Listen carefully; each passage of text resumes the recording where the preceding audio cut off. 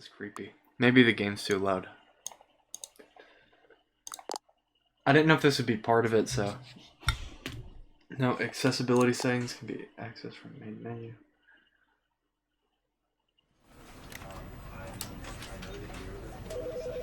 Okay, obviously they're not super high-end earbuds or anything, but...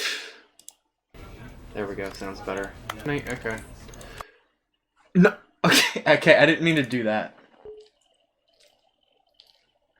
Food is really hot. Please enter. Wait, I have to do the time again.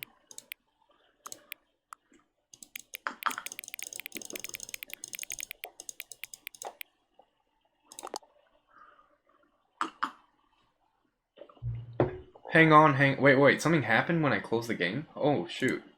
Before we get started, can I just say something? Wait, what? Thank you for actually setting the clock both times you booted up the game. Dude, the second time, it was an accident. A lot of people don't take that seriously. But you're actually taking the time to set the clock, and I appreciate that. That's how I know you care about this experience. You're paying attention. I don't even have any way of knowing if your setting are correct. Tell you what, I'll make you a deal. Since you're being so cooperative, next time you boot up the game and see the screen, just set the clock to your favorite time. Go ahead, pick whatever time you want. Even if it's not the correct time, you've earned it. Alright, I'll let you get back to the game now. Alright, I didn't even get into my intro. Basically, I played the original Stanley Parable a lot, and I really like it. And then I saw E-Rob playing Stanley Parable. I'm like, oh, cool, he's playing Stanley Parable. And then he went to another place I've never seen before. I'm like, hold on. What game is he playing? Is it a mod? But no. By the way, isn't it creepy that the mouse moves in all the screens? Alright, guys. I'm ready. There's a bunch of new stuff to explore, I guess. Click This is the story of a man named Stanley. I'll let it talk. Stanley worked for a company in a big building where he was employee number 427. Employee number 427's job was simple. He sat at his desk in room 427 and he pushed buttons on a keyboard. Orders came to him through a monitor on his desk, telling him what buttons to push, how long to push them, and in what order. This is what employee 427 For 61 did every milliseconds. day of every month of every year. And although others might have considered it soul-rending, Stanley relished every moment that the orders came in, as though he had been made exactly for this job. And Stanley was happy. I mean, shoot, I would do that job. And then one day, something very peculiar happened. Uh-oh. Something that would forever change Stanley. Something he would never quite forget. He had been at his desk for nearly an hour when he realized that not one single order had arrived on the monitor for him to follow. No one had showed up to give him instructions, call a meeting, or even say hi. Never in all his years at the company had this happened, this complete isolation. Something was very clearly wrong. Shocked, frozen solid, Stanley found himself unable to move for the longest time. But as he came to his wits and regained his senses, he got up from his desk and stepped out of his office. And you don't actually have to do that, do you? I'm not gonna leave the office. I will not do what he says. By the way, I'm gonna rush one of the endings from the old game. I want to see what happens. Oh, this is new in the office, though. Look, all these cabinets. Yeah. By the way, in this game, you're supposed to explore everything. No. Wait, I can go back? When I get to a certain All point, of his co-workers yeah. were gone. What could it mean? Stanley decided to go to the meeting room. Perhaps he had simply missed a memo. No matter how hard Stanley looked, he couldn't find a trace of his co-workers. Oh yeah, let's see. Oh, they still have this. Haha. Haha. At first, Stanley assumed he'd broken the map until he heard this narration and realized it was part of the game's design all along. He then praised the game for its insightful and witty commentary into the nature of video game structure and its examination of structural narrative tropes. So, now that you're here, what do you think? Isn't this a fun and unique place to be? Why don't we take a minute just to drink it all in? Okay, I'm over it now. What do you think? Are you sick of this gag yet? No. Ah, then in that case we'll continue. But now, here comes the real question. What do you think would have happened if you had told me that you wanted this to stop?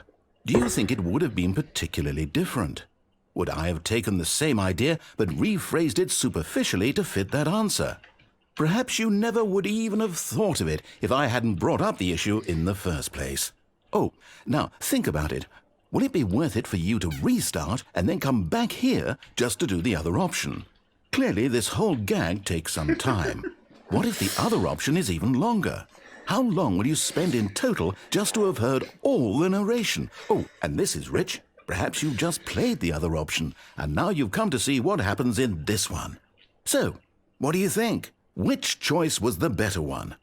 Imagine if you had selected continue on your first playthrough, how tantalizing it would be not knowing what happens when you pick the other option. Indeed, you are one of the lucky ones. Though if the other option is really miserable to listen to, then perhaps you're not. In fact, I'm just going to say that no one who's listening to this is lucky. Well now, I've built up the other options so much that I'm going to stop talking and leave you to your decision whether to come back here, continue with the game, or just sit in this spot forever and ever. Cheers.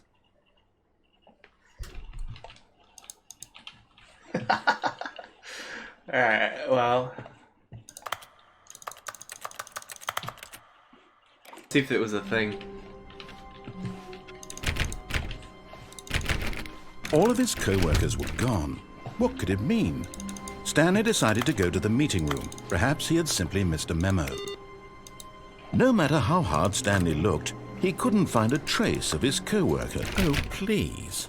Are you really just doing this for the achievement? Click a door 5 times. Is that all that you think an achievement is worth? No. I can't just give these merits away for such little effort. A measly 5 clicks. Now suppose you were to click the door 20 times. I would say that's the kind of effort that warrants recognition. I have to say I'm still not feeling the satisfaction of witnessing true effort for a noble cause. Oh my goodness. Perhaps 50 clicks will do it. Yes, almost certainly 50 clicks. No, I'm still not feeling it. I want this achievement to have meant something. It has to be a true reward for valiant effort. I want to see some hustle, Stanley. I want to see commitment, a willingness to go all the way, no matter what the cost. Why don't you go put 20 clicks into door number 417? Wait, what? Where's that?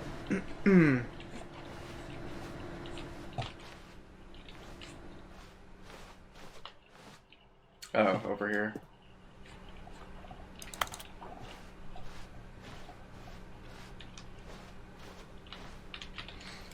Bro, I like how I can see more stuff, though. This is different. Where's 417? Oh. Oh, great. Now, go click a few times on door 437. I like it. Excellent. I think we're getting somewhere. Now, door 415. Let's give it 10 clicks or so.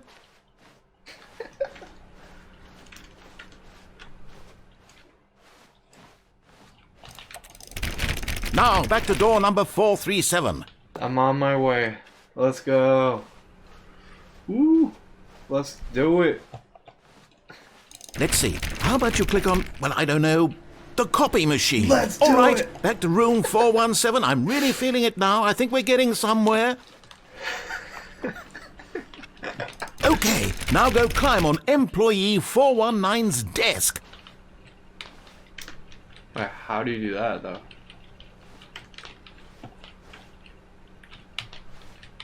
Oh. Yes! This is great! You're putting it all on the line, Stanley. I like that. All right, let's keep it up. Go give me a few clicks on door 416. Alright, I got you. This is getting too hype. We've almost got it! Now the copy machine, do that one again! I'm on my way. This is getting way too hype. Finish it off, Stanley! 5 clicks on door 430! 1, 2, 3, 4, 5. Yes! We did it! Oh, wow. That felt amazing. Oh, you really earned it, Stanley. Nothing could hold you back. Yes, I'm very proud of how far we've come today. Just think, only a few minutes ago you believed an achievement was worth 5 little clicks. Really now, what were you thinking?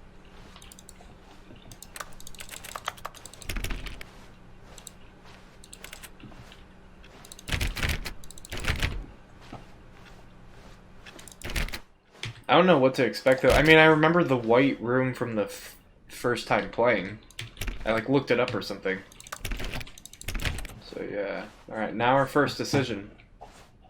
When Stanley came to a set of 2 open doors, he entered the door on his left. Alright, I don't know if it's too early in the stream for people to be here, but if anyone is here, I'll check on my phone. If anyone is here, because I don't have the viewer list, but if anyone is here, what happens? I think we'll do that first.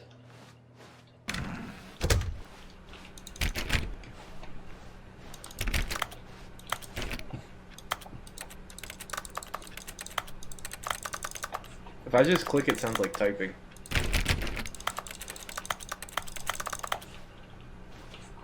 Yet there was not a single person here either.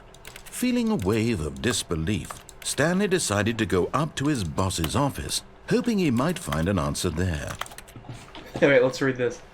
How to solve a dispute with coworker. Let it ball up inside you, take it out passively aggressively on other coworkers. Using slides to assure employees that everything is okay. Make sure your slide has a slick blue graphic in the header. And throw some bevel on all the text. Everyone is unique. You most of all.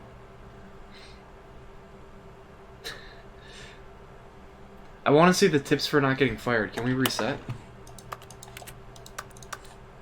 Number of slides on this slide.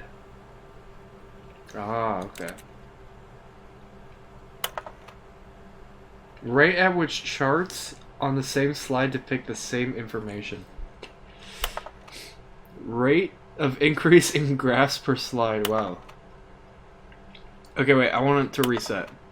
The boss appreciation minute on your boss appreciation minute worksheet. Circle the top 20 things you love most about your boss. Fill out the solving interpersonal conflict. Have you ever found your fellows? On this. Why do I remember that it takes 2 people to start a fight, and right now you're both of them? Less air? Pollution? A boat. Comatose. Tips for not getting fired. Talk less. Do unbelievably amazing work all the time, every day with no expectation of promotion or recognition. Don't get fired. Alright, let's go on. Oh, broom closet.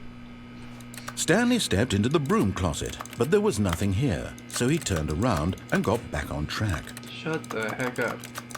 You already know there's something in here. There was nothing here. No choice to make, no path to follow, just an empty broom closet. Shut the No heck up. reason to still be here.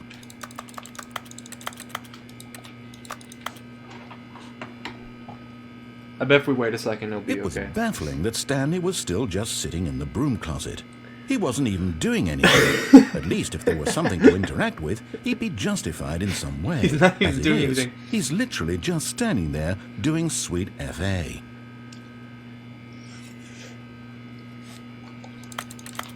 Alright, we'll wait another second. Are you really still in the broom closet? Standing around doing nothing? Why? Please offer me some explanation here. I'm genuinely confused.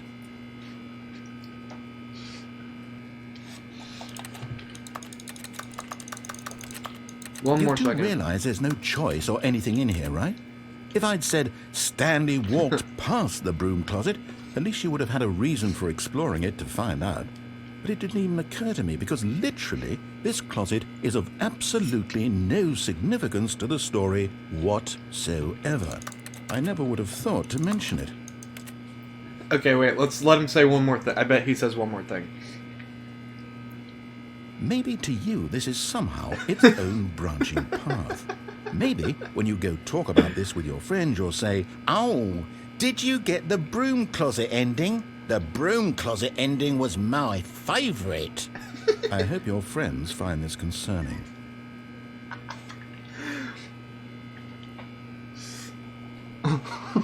Stanley was fat and ugly and really, really stupid. He probably only got the job because of a family connection. That's how stupid he is. That or with drug money. Also, Stanley is addicted to drugs and hookers. What the heck?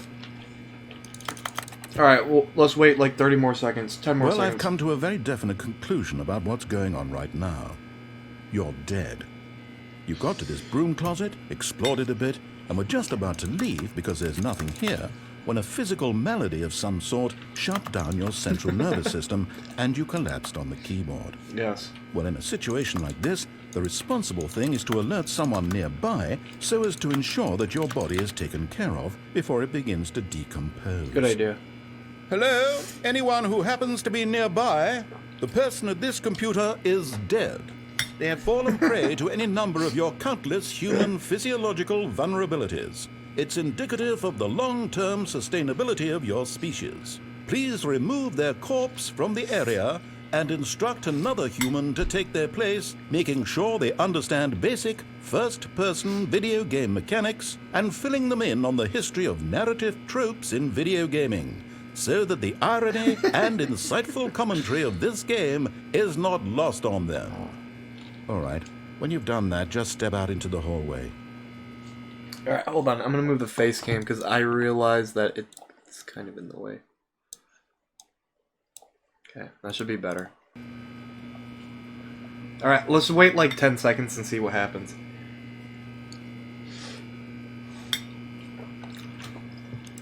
Alright, I think he actually might be done.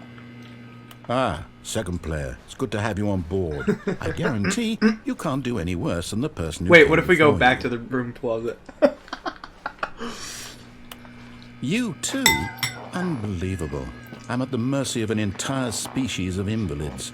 Perhaps there's a monkey nearby you can hand the controls to. A fish? Fungus? Look, you can hammer out the details. I'm not particularly picky. I'll just be waiting for when you're ready to pick up the story again. Wait, I'll do. What about a third time?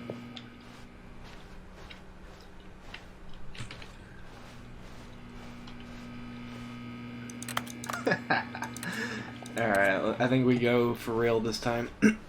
Does it close? Coming to a staircase, Yeah. Stanley walked upstairs to his boss's office. Alright, let's just follow the story first time. Look at these 360s, so clean.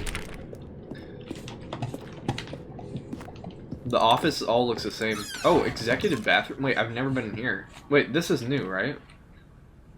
Money in the morning, money in the evening, money for breakfast, money crisp.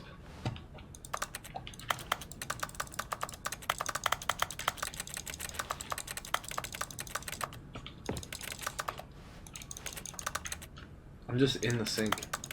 I don't remember this room though. This is one of the new things.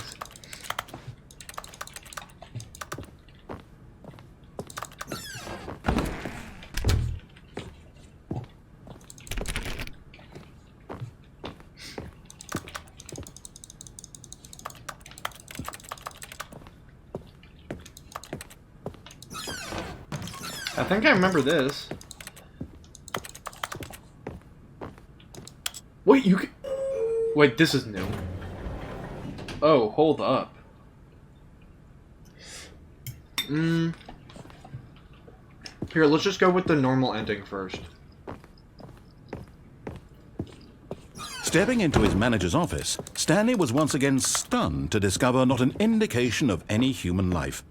Shocked, unraveled, Stanley wondered in disbelief who orchestrated this. What dark secret was being held from him? What he could not have known was that the keypad behind the boss's desk guarded the terrible truth that his boss had been keeping from him. And so the boss had assigned it an extra secret PIN number, 2845. But of course, Stanley, yet incredibly, by simply pushing random buttons on the keypad, Stanley happened to input the correct code by sheer luck. Amazing. He stepped into the newly opened passageway. That's so funny. Super secret.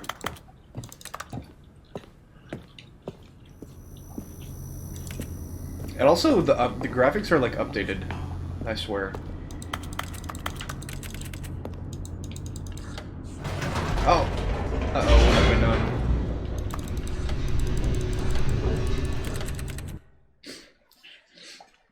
messed up. I just wanted like the normal ending first. Descending deeper into the building, Stanley realized he felt a bit peculiar.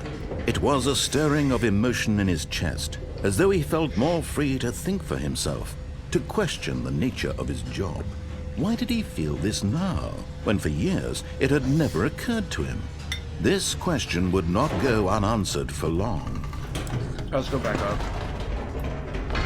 Whoops, nope, never mind. Stanley actually got back into the elevator and went back up. Silly me. Why did Stanley do that when he knew that it would just lead back to his boss's office? Well, that's a great question. I just can't wait to find out. This guy's so flaming everything.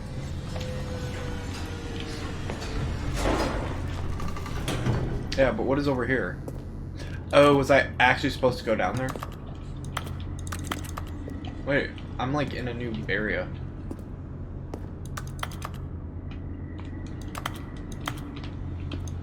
What? I'm like in a place.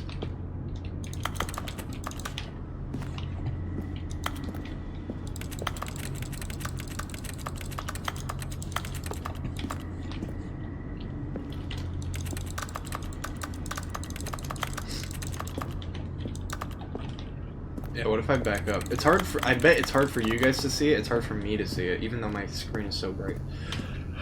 Alright, I guess I do go down. Okay. Wait, can I go back into the office? Here we are, Stanley. It's your boss's office. Exactly the way it was before you got onto the elevator. It's still just exactly what it is. What a decision you've made to come up here and look at the office again. This has fleshed out the plot of the story in new and fascinating ways I could have never anticipated. It's that keen eye for storytelling that you have, an incisive rapid fire of critical plot points, one after the other, weaving a rich tapestry of uncompromising narrative. Wow! I'm bolted to the edge of my seat. Incredible. Now he's getting back into the elevator and going down again. Ladies and gentlemen, how does he keep coming up with all of this? Dude, I'm gonna go back up. See what happens if I go back up. You're gonna get so mad.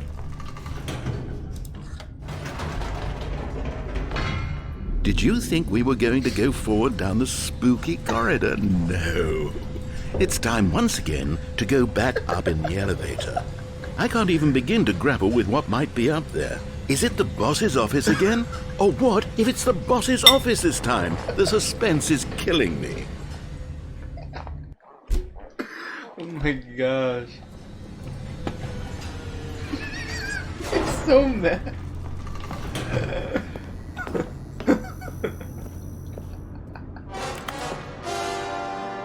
Oh my god. It's the boss's office. This absolutely changes everything for me. Give me a time out here for a minute while I process this.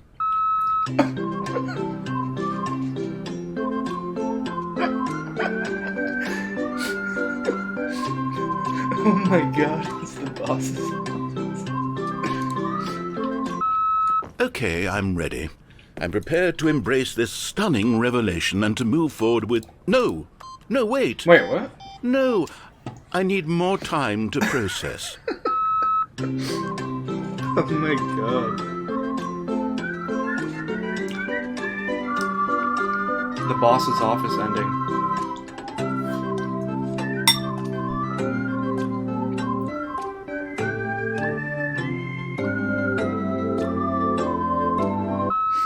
All right, I have fully come to terms with it. I have made space in my worldview for this astonishing new reality. Before, I turn to your expert eye for gripping narrative, Master Stanley. Okay. Dude, he's so mad. Of course. Going back down in the elevator. How did I not anticipate it? I mean, sure, now it's obvious, but you have to understand that 30 seconds ago, this kind of thing had never been attempted before. I had no frame of reference to even anticipate it. That's just how revelatory Stanley's decision-making is. A breath of fresh air in a landscape of storytelling that has grown stale and repetitive. Wait, I'm gonna do one. I'm just gonna go one more time. If he freaks out. I won't say if he freaks out. If he says nothing, I'll go back down and actually go. Okay, he doesn't care anymore. Wait, I'm gonna go into the office one more time. You know what? I've just thought of something. Hold on, let's stop for a moment. Don't you realize? It's the anticipation, Stanley. You and I, we have no way of knowing what will be at the top of this elevator. But the suspense, the agony of waiting and anticipating and having to guess, that's the real thrill. Oh, I simply don't want to let that feeling go. It's so precious, so fleeting. Why don't we take this elevator ride nice and slow? There we go. Isn't this so much more exciting? You know, Stanley, it seems like nowadays the only thing that audiences want is to be shocked as loudly and frequently as possible. They want big, explosive moments flung right in their faces from the very moment that things get started. No. But where's the tension? Where's the trust in the audience to build a slow and nuanced appreciation for the story, the characters? Why aren't we given time to imagine the surprises? To have to think and to anticipate and then to marvel at the eventual reveal. This is storytelling, Stanley. What you and I are doing right now. This is the most exciting narrative to be developed in years. And it's really all because of you. You're the one who took this bold step of revisiting the exact same locations over and over. Truly, I mean it. This is unique and different. It's not like anything else out there. You see, I want stories that surprise me, Stanley. I want to have to think. Hold on. I want to be engaged and not pandered to. We're being fed such unimaginative drivel all the time, and we all know it, which is why we're so starved for content that makes us feel sharp and vital and alive. That's why people like you so much, Stanley. Because you're not afraid to spit in the face of tradition. You're a role model, you know? People look up to you. Which is why... Oh, I didn't know when to spring this on you, but, well, I've gathered a little press conference for you. What? So that you can talk about your work and your storytelling and your life. Yes, I know you're not much for the public eye, but I thought it would especially mean a lot to the people who have been following you from the beginning. They really look up to you, Stanley. I don't know if you realize the impact you have on them. This is the kind of gesture that might leave a tremendous impact on them for the better. Oh, wait, Oh, what? good, we're here. Wait, I actually discovered something. Okay, hold on. Let's resume the game. But look at this. Whoa. Okay, the room where we're holding the press conference should be just around the corner here somewhere.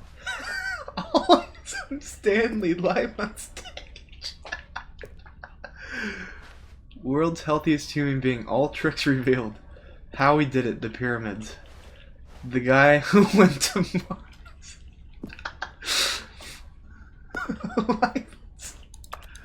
The storyteller. Stanley reveals all in his new book. Oh my goodness. Dude, they're flaming so hard, it's so funny.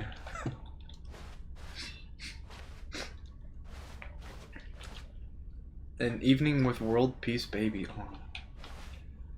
The Stanley Parable Stanley, tonight Yes, live on stage. here it is, just through this door. The man, the process, the myth, the legend, the parable. Stanley from the Stanley Parable, tonight live on stage.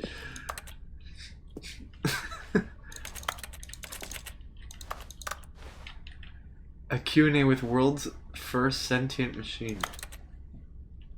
Oh no. Doing great, a conversation with Alexander the Great. To All right, stage. are you Welcome, ready? Stanley. I've told them you're going to speak a little bit about the nature of surprise in storytelling and what it means to craft a truly unpredictable narrative. Oh, don't worry, you'll do great. Just be yourself and speak from the heart. I'm really proud of you, Stanley. He's so Okay, bad. it looks like they're ready for you. Go 427. get them. Room 427. Break a leg, champ, your boss. Story. Stanley, me, dad, age 6. I love the way you ride elevators. Thanks for showing me that cool skateboard trick in the parking lot. You are too cool. Good luck on stage, rock on. No one tells stories the way you do. Go get him, Tiger. Stanley. My true love for you grows every day. You make me feel alive. Your wife. From the apartment ending. Wait, what? Congratulations, Stanley. Remember where you came from. Your coworkers. Outside. Came from outside. Oh, we got little putt-putt action. Nice. Nice. Little, Wish you were here. Aloha from the Freedom Ending. I played the demo. 427. Up again, down again. The stand was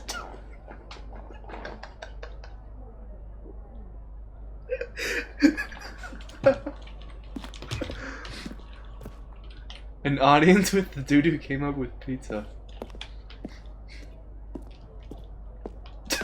Up again and down again.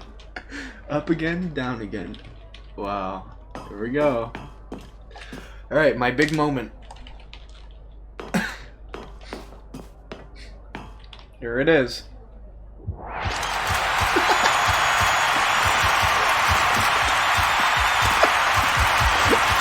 Stanley. The elevator. Down.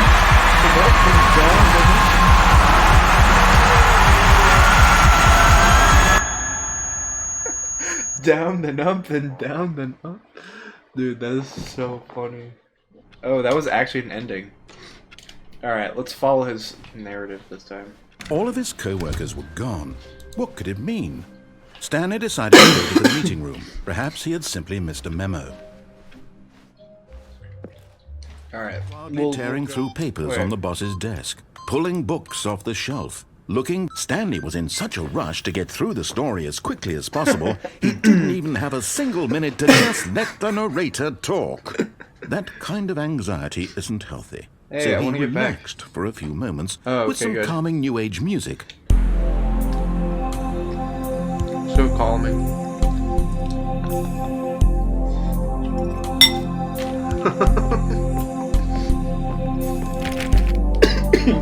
Feeling soothed and rejuvenated, Stanley calmly walked forward into the opened passageway. Very rejuvenated. Down, up, down, up. That's so funny. I couldn't believe that.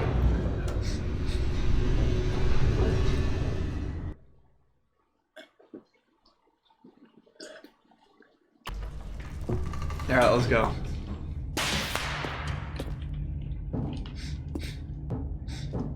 Stanley walked straight ahead through the large door that read Mind Control Facility.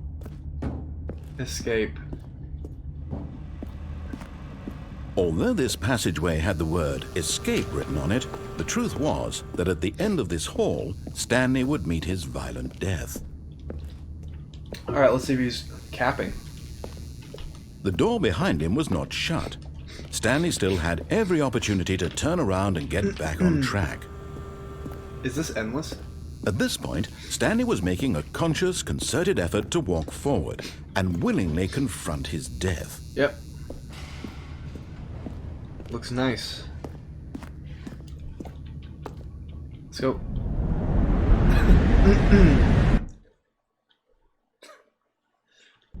Wait, oh.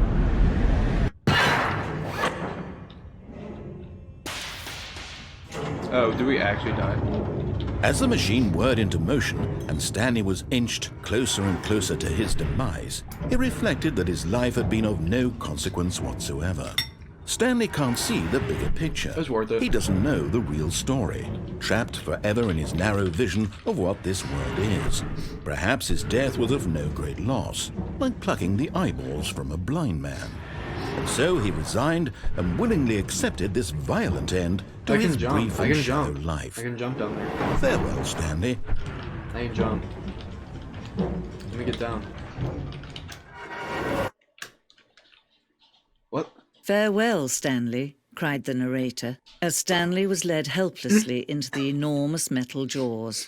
In a single visceral instant, Stanley was obliterated as the machine crushed every bone in his body. killing him instantly. Stop. Now I'm live, bro.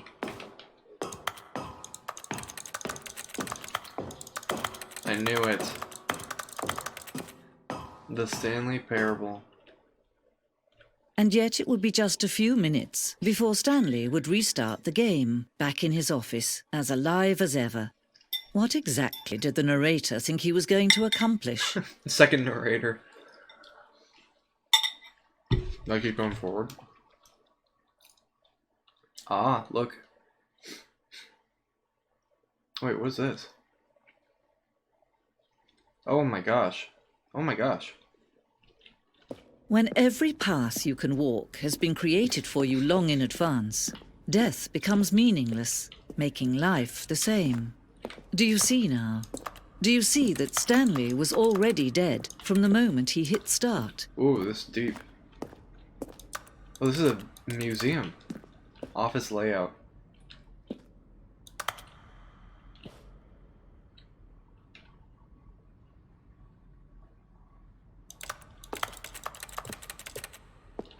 Corridor. The pacing of this opening section was important to get right. This corridor has been moved and altered to make sure the player reaches the 2 doors in a good time. The 2 doors. Door. Ooh. Door number 1? Dang, bro. What a museum this is. Button sounds.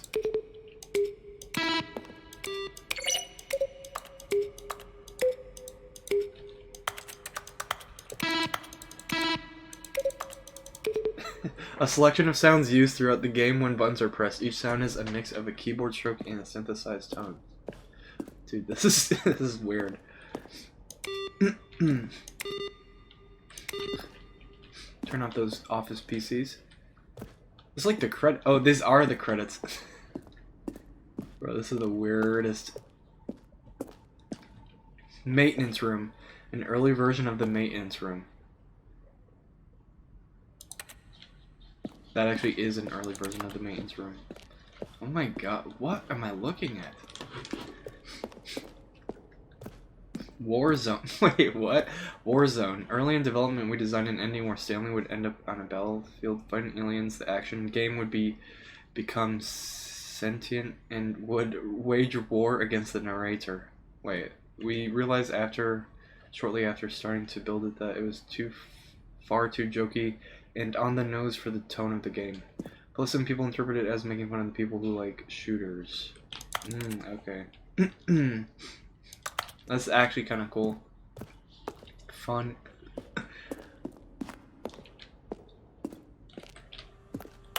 Narrator emails. After the second trailer, we sent out people to ask people to email the narrator for questions.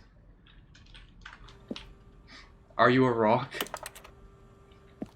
What is the storage number? Could you tell me what the significance of number 1112800 is?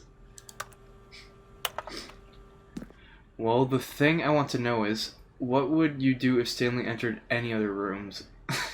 What? Wait, I have burning questions. On the scale of Max Ernest to Salvador Dali, how surreal will this game be? Were you born with that magnificent voice? Wow, congratulations.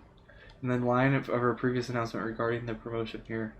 Congratulations. Be first to apply for your claim. There's like a scam. Which I like seeing humorously small badger in swim trunks. Please, I'd like you to keep this proposal as a top secret and delete it if you are not interested. And get back to me if you are interested for details with regards to the transfer of money to you. How do you type with boxing gloves on? Dude, the scams are funny. Please delete if you're not interested. The apartment timer.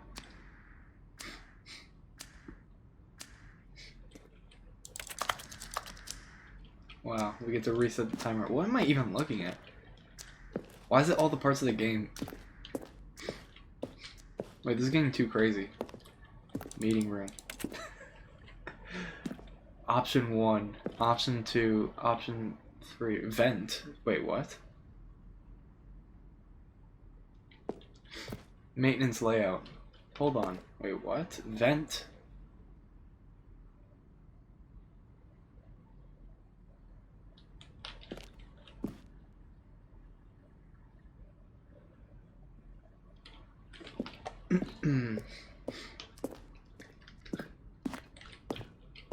The game is now paused. Begin the game again. Escape menu. Zending.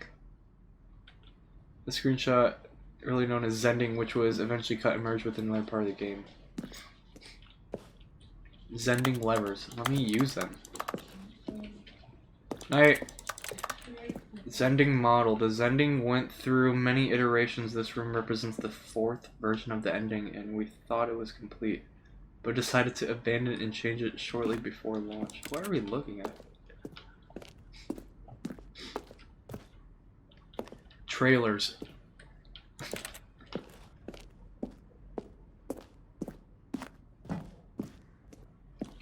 Ah, that's where we came from. What's that sound? Oh, that's like the alarm or whatever. Monitor room elevator. Wow, good times. Countdown desk.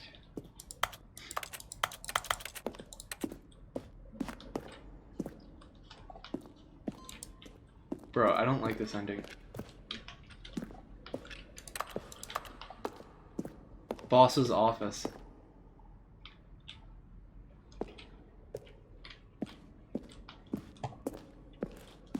Alright, I'm actually lost in here. The lounge, underground. Stanley pushed the big red button. Narration then he pushed the outtakes. number 4. This is so creepy. The number 8.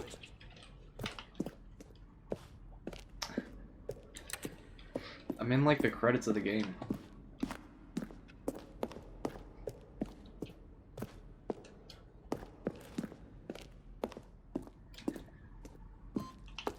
Exit. Stanley Parable on off. Okay, that's probably where we actually go.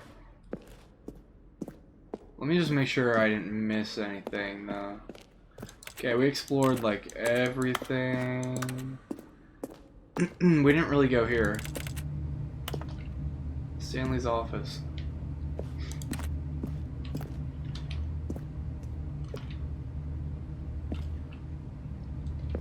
Dude, they all look different. I was gonna say these cabinets look different. I don't remember that. Alright, I guess it's time to go down that one hallway or whatever. This is so weird. You would be wearing like a fancy suit in here or something.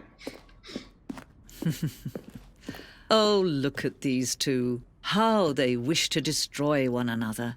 How they wish to control one another. How they both wish to be free.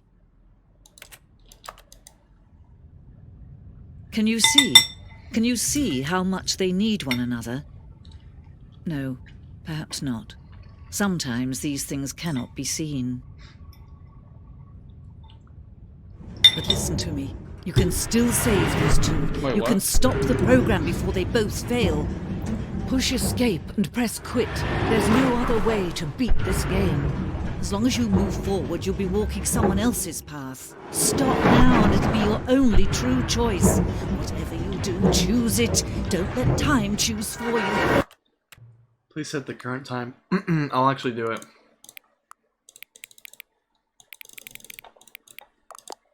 See what they say. Ah, your favorite time of the day. Or could you simply not resist giving me the correct time again? After all, I know how much you enjoy setting the time correctly. How accurate. You know, can I just say, regardless of the accuracy of the clock, I'm having a great time adjusting these settings. I feel like I'm learning more about you and how you like to be set. It's good to collect data. I wish we had more sliders, but we've gone through all the sliders I have. Perhaps I can invent some new sliders to gather your data on you. Shouldn't be too hard, yeah. Let me whip a couple up. Should be ready by the next time you boot up your game.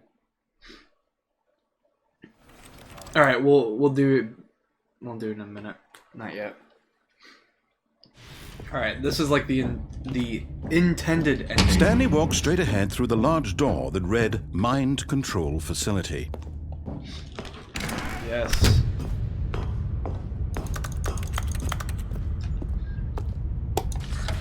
The lights rose on an enormous room packed with television screens. What horrible secret did this place hold? Stanley thought to himself.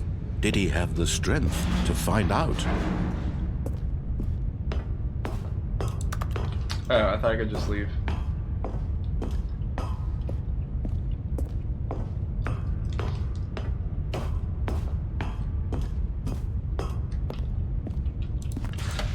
Now the monitors jumped to life, their true nature revealed. Fired. Each bore the number of an Wait, employee one of them was in the broken. building, Stanley's co-workers. The lives of so many individuals reduced to images on a screen, and Stanley, one of them, Error, I can't read it all. eternally monitored in this place where freedom meant Fired. nothing.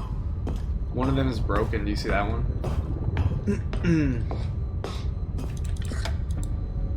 This mind control facility, it was too horrible to believe. It couldn't be true. Had Stanley really been under someone's control all this time? Was this the only reason he was happy with his boring job? That his emotions had been manipulated to accept it blindly? Yeah, this is like the boring ending, but I wanted to see if anything was different. He refused to believe it. He couldn't accept it. His own life in someone else's control? Never!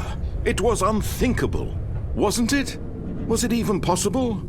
Had he truly spent his entire life utterly blind to the world? But here was the proof. The heart of the Oh yeah, operation. wait, isn't this actually like a Controls game? labeled with emotions. Happy, or sad, or content. Walking, eating, working. All of it monitored and commanded from this very place. And Yeah, as the something cold actually reality happens. of his past began to sink in, Stanley decided that this machinery would never again exert its terrible power over another human life. For he would dismantle the controls once and for all. There's like a big puzzle in there, or maybe it's actually impossible. But I remember something happening. Oh, Stanley, you didn't just activate the controls, did you? After they kept you enslaved all these years, you go and you try to take control of the machine for yourself. Is that what you wanted? Control? Wait, I think you're. Oh, Stanley, I applaud your effort, I really do. But you need to understand, there's only so much that machine can do. You were supposed to let it go, turn the controls off, and leave. Okay, let's turn it off. If you want to throw my story off track, you're going to have to do much better than that. I'm afraid you don't have nearly the power you think you do. For example, and I believe you'll find this pertinent, Stanley suddenly realized he had just initiated the network's emergency detonation system. In the event that this machine is activated without proper DNA identification, nuclear so I did something detonators good, are set to actually. explode, eliminating the entire complex. How long until detonation then? Let's say, 2 minutes. Ah, now this is making things a little more fun, isn't it, Stanley? It's your time to shine. You are the star. It's your story now. Shape it to your heart's desires. Oh, this is much better than what I had in mind. What a shame we have so little time left to enjoy it. Mere moments until the bomb goes off. But what precious moments each one of them is. More time to talk about you, about me, where we're going, what all this means. I barely know where to start. What's that? You'd like to know where your Incorrect. co-workers are? A moment of solace before you're obliterated? All right, I'm in a good mood. You're gonna die anyway. I'll tell you exactly what happened to them. I erased them. I turned off the machine. I set you free. Of course, that was merely in this instance of the story. Sometimes when I tell it, I simply let you sit there in your office forever, pushing buttons endlessly and then dying alone. Other times, I let the office sink into the ground, swallowing everyone inside, or I let it burn to a crisp. I have to say this, though, this version of I don't know events how to has shut been it off, rather actually. amusing. You have 3 Watching you attempts try to remaining. make sense of everything and take back the control wrested away from you, it's quite rich. I almost hate to see it go. But I'm sure whatever I come up with on the next go-around will be even better. My goodness, only 34 seconds left. But I'm enjoying this so much. You know what? To hell with it. I'm going to put Wait. some extra time on the clock. Why not? These are precious additional seconds, Stanley. Time doesn't grow on trees. Oh dear me. I don't know how to what's the matter, solve it. Stanley? Yeah. Is it that you have no idea where you're going or what you're supposed to be doing right now? Or did you just assume when you saw that timer that something in this room was capable of turning it off? I mean, look at you. Running from button to button, screen to screen, clicking on every little thing in this room. These numbered buttons, no, these colored ones. Or maybe this big red button, or this door. Everything, anything, something here will save me. Why would you think that, Stanley? That this video game can be beaten? Won? Solved? Do you have any idea what your purpose in this place is? Stanley. Give me some blue. You're in for quite a disappointment. But here's a spoiler for you. That timer isn't a catalyst to keep the action moving along. It's just seconds ticking away to your death. You're only still playing instead of watching a cutscene because I want to watch you for every moment that you're powerless. To see you made humble. This is not a challenge. It's a tragedy. You wanted to control this world, that's fine. But I'm going to destroy it first, so you can't. Goodbye, Take a look at the clock, Stanley. That's 30 seconds you have left to struggle. 30 seconds until a big boom and then nothing. No ending here, just you being blown to pieces. Will you cling desperately to your frail life, or will you let it go peacefully? Another choice. Make it count. Or don't. It's all the same. Alright, let's see if we can turn it All off part real of the quick. joke. And believe me, I will be laughing at every second of your inevitable life from the moment we fade in until the moment I say happily ever after. Okay. Oh, new content? What does that mean, new content?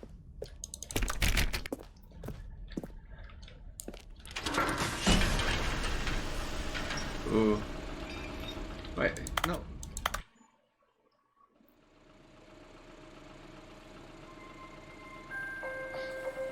I don't actually remember some of the stuff that we saw. Hello, and thank you for playing the Stanley Parable Ultra Deluxe. As you may know, the Stanley Parable was a video game released in 2013 on home computers. After receiving critical and commercial success, it was expanded upon in 2022 with the Stanley Parable Ultra Deluxe, a reimagining of the game for consoles and home computers. The Stanley Parable Ultra Deluxe features exciting new content that broadens and expands the world of the Stanley Parable, delighting audiences the world over. Please, step inside and see what thrilling new adventures await in the Stanley Parable Ultra Deluxe. Oh, well, this sounds delightful. I'm very excited to see the thrilling new Ultra Deluxe content. Can I go back?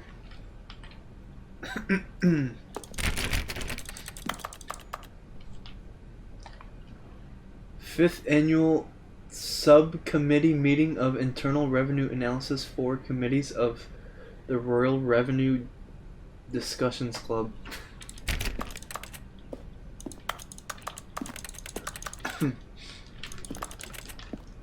Alright, let's go. Okay, so far it's an elevator. Nothing special yet, but I'm sure it's just the beginning of a mesmerizing adventure. Go. Is it broken? What's going on here? Should we be moving somewhere or... Oh, there we go. All right, finally, at long last, it's on to the new content. I've never been more ready. Let's do it. Watch it be like super boring. He gets mad. I have to say, initial impressions of Stanley Parable Ultra Deluxe, mostly tedious. It's as if Oh, okay. Let's see the content. Give me the content, Stanley. Alright, let's do it. The jump circle. All right, let's see. It's the jump circle.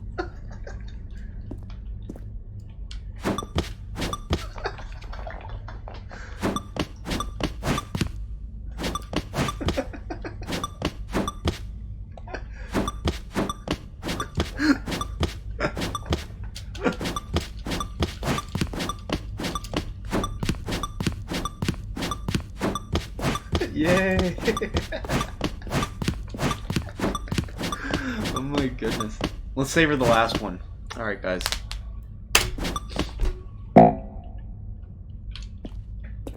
We used all our jumps.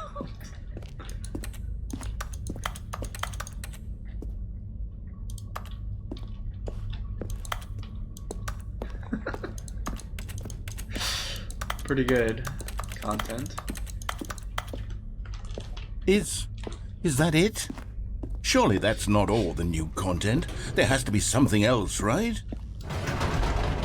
Goodness, another elevator. Stanley, I have to say, initial impressions of this game are not positive. It's just elevators and jumping.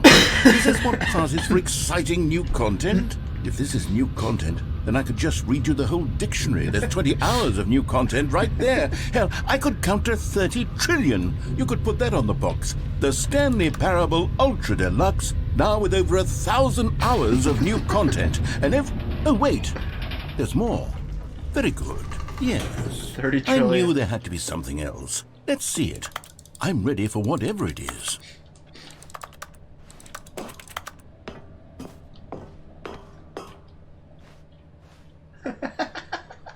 That's it?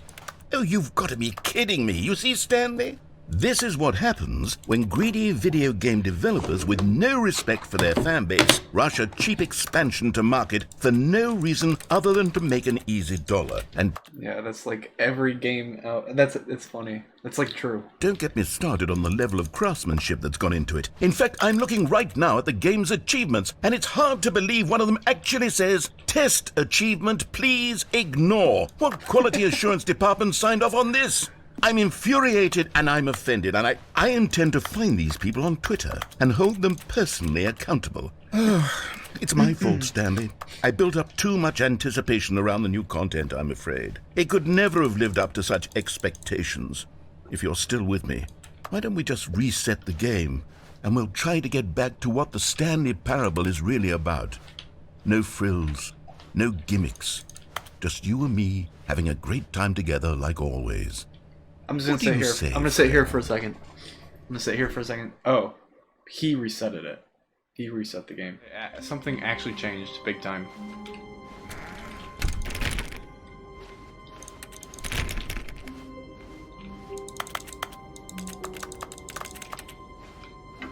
Psst!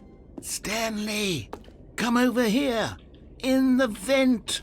I want to show you something! I don't know about that. Oh, you don't want to see the cool surprise I made for you? Well, fine. You're a dork anyway, so who cares? Oh, this is the original office. Wait. I wonder if the door's open or something.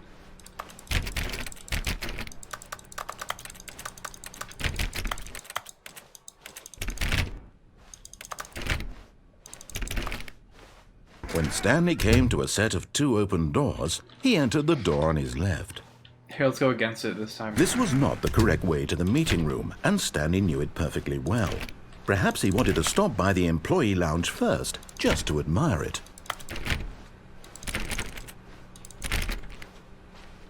Oh, beautiful. Yes, truly a room worth admiring. It had really been worth the detour after all, just to spend a few moments here in this immaculate, beautifully constructed room. Stanley simply stood here, drinking it all in.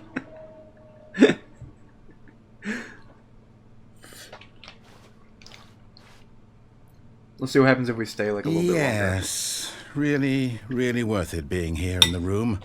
A room so utterly captivating that even though all your co-workers have mysteriously vanished, here you sit looking at these chairs and some paintings. Really worth it. This room's actually kind of chill, to be honest. At this point, Stanley's obsession with this room bordered on creepy and reflected poorly on his overall personality. It's possible that this is why everyone left.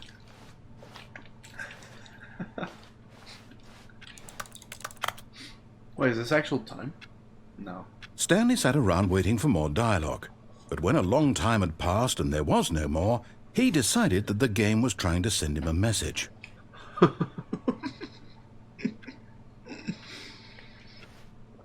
See what happens if we stay a little bit longer. Because maybe there is something where it's just like wait around in this room forever. Click on everything real quick. Alright, I'll go.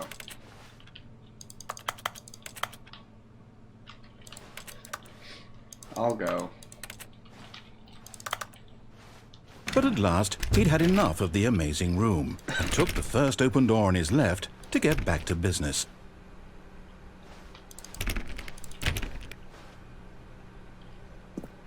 Stanley was so bad at following Do not directions, lie. it's incredible he wasn't fired years ago. Do not lie. If you're lying right now, stop.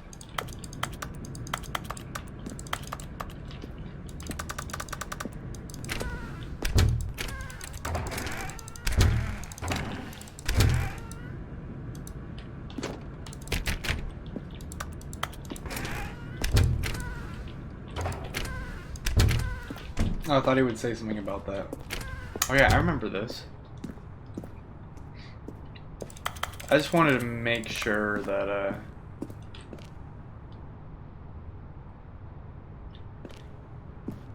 where's the actual, like, button? Do I just go? Look, Stanley, I think perhaps we've gotten off on the wrong foot here. I'm not your enemy, really, I'm not. I realize that investing your trust in someone else can be difficult, but the fact is that the story has been about nothing but you all this time. There's someone you've been neglecting, Stanley. Someone you've forgotten about. What? Really?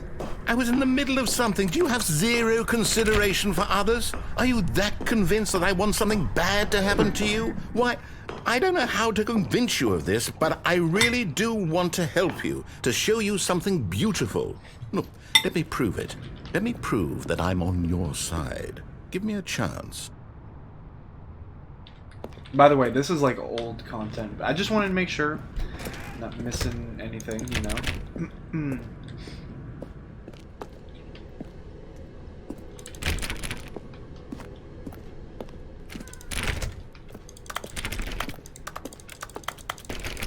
Now listen carefully, this is important. Stanley walked through the red door. What if I just wait a second?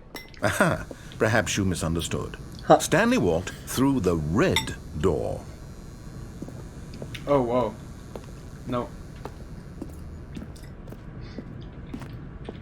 I still don't think we're communicating properly. Stanley walked through the red door. All right, fine. Go ahead, Stanley. You want to know so badly what's out there? You want to find out what lies at the end of this road you've chosen? Well, don't let me stop you. Uh-oh. You see, there's nothing here. I haven't even finished building this section of the map because you were never supposed to be here in the first place. Broken rooms, exposed developer textures. Is this what you had wanted? Was it worth ruining the entire story I had written out specifically for you? Do you not think I put a lot of time into that? Because I did.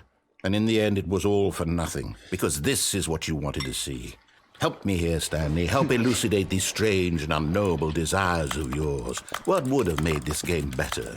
What did you want to see? Vehicles? Skill trees? Skill Work trees. with me. You've given me absolutely nothing so far. Tell you what. Let me take a stab in the dark at a new design, and you can give me some feedback. There we go. A third option. This already feels leaps ahead of where we were before. Go ahead, Stanley. Take it for a spin. Wait, I remember this. Okay, I'm going to stop you there. Now, tell me about your experience with this new version. Would you say that the game benefited from allowing you more choices? Feel free to be honest. I'm looking for some real critical feedback here. Let's give him a 1. A 1?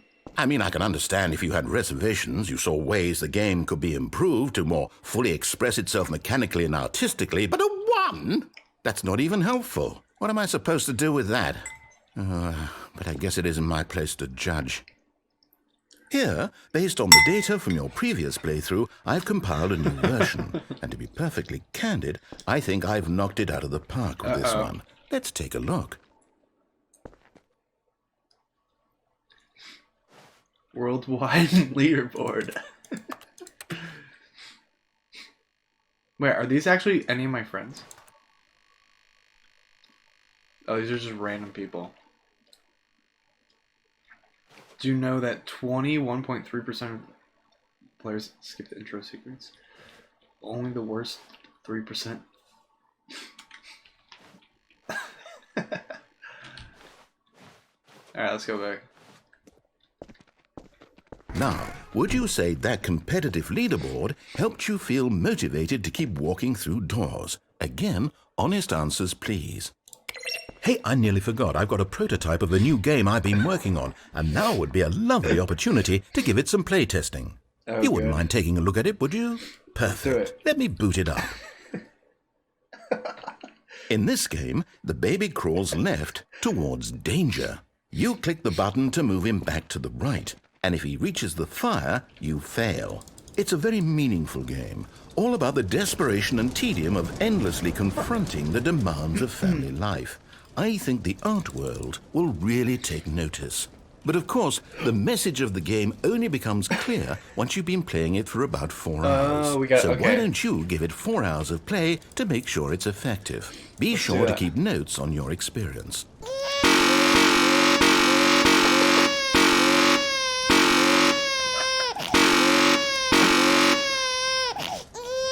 Almost. Dude, what if we played for 4 hours, though? You heartless bastard.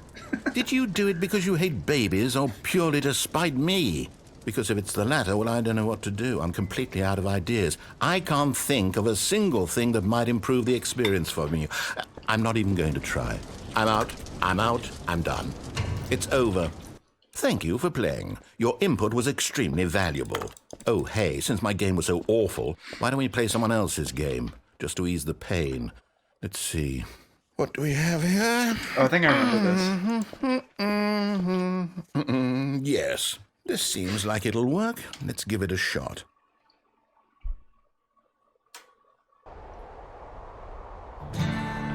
Aha! Wait, what? Fascinating.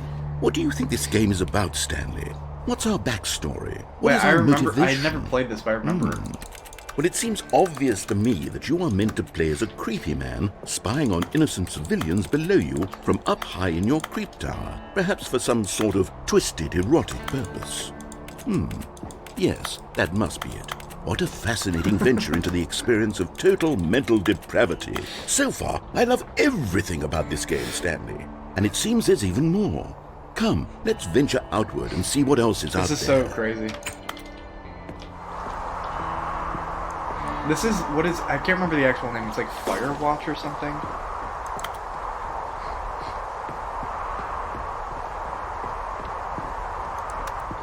Oh, no. No, it can't be.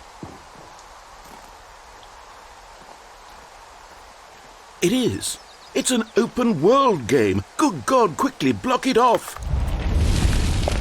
Oh, thank goodness, Stanley. What a close call. You really wandered off into that thing. That big, open, just wandering around. No right or wrong directions. No path to follow. You can just go in any... Oh, wait, there's a gap here. Oh, thank heavens we avoided it. We're out of the woods now, Stanley. Okay, I'm going to get us out of here. Let's find another game. Preferably something with walls. Something with nice, big, insurmountable walls. Okay, I think this will be just the thing. Rocket League? Wonderful. See, this is exactly Whoa. what I had in mind. Just a nice big box for you to run around in. There isn't any possibility that you could get lost here. Now this is game design. Stanley, if you manage to get lost in this game, I will be phenomenally impressed. Let's try to get lost. Okay, so what exactly do we do here? Let's see. There are lots of cars here in the back, but obviously there's no racetrack. Okay, I'm seeing that there's a ball of some kind back here. Is this game sports ball? Stanley, I think it's sports ball. Oh, what fun. We shall run the bases and do a touchdown together. Yes, I think surely we must. Okay, Stanley, here's the ball. Have fun.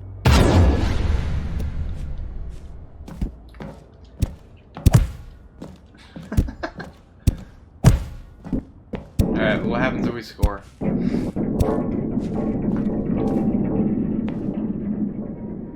Are you doing it? Are you winning? Is this fun? Is it better than my miserable little story that I worked so hard on? Stanley, I have a thought. And I realize I'm not a sportsologist, but if one ball generates a certain amount of raw adrenal pleasure, then surely multiple balls makes for an even more euphoric sports experience. Spawn 'em. I'm going to try it out. Here comes another ball. Spawn Yes! multiple. Oh goodness, that really does feel amazing, doesn't it? Stanley, I'm like a child in a confectionery shop. I simply have to have more. I'm insatiable. More balls!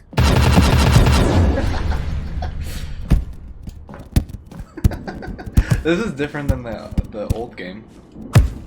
Because they did Minecraft before. I was expecting Minecraft. Are you enjoying this, Stanley? Are you having fun? Is this a real video game? Well, I sure hope you're having a good time, because guess what? It's over. That's right. Your little fun comes to an end. This is my game, and what I say goes. You get to have fun when I let you, Stanley. Besides, you need someone like me to set boundaries for you. True. Without rules or boundaries, video games are nothing. Yes, that's what I am. I am structure. I'm your sense of purpose. And since you decided you didn't want to play my game, now I don't want to play with you either. So, goodbye, Stanley. I'm leaving. See how you like it when I'm not around to set the rules. Somehow, I don't think you'll Time to enjoy it as slam. much. But who knows? You're an inventive kid. You'll come up with something. After all, Slappy. you're the one who knows best. Take care, Stanley.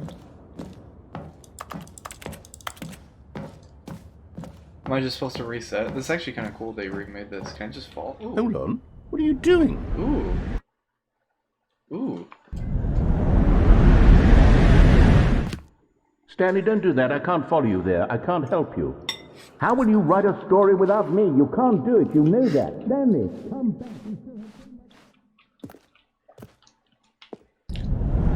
Oh, what the heck? I shouldn't have done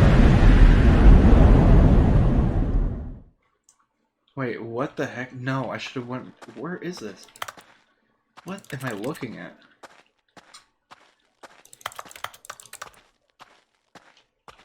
Is this a horror game? What am I in? Sounds like Counter-Strike.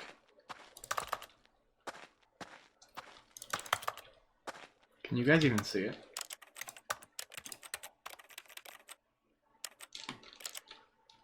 I guess you'd be able to. I can see it, but I don't think you guys can. This is so creepy.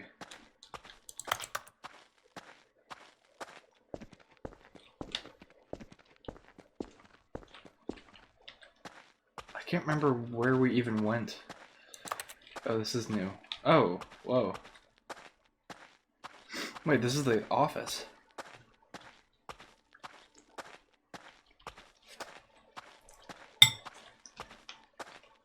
That's our office.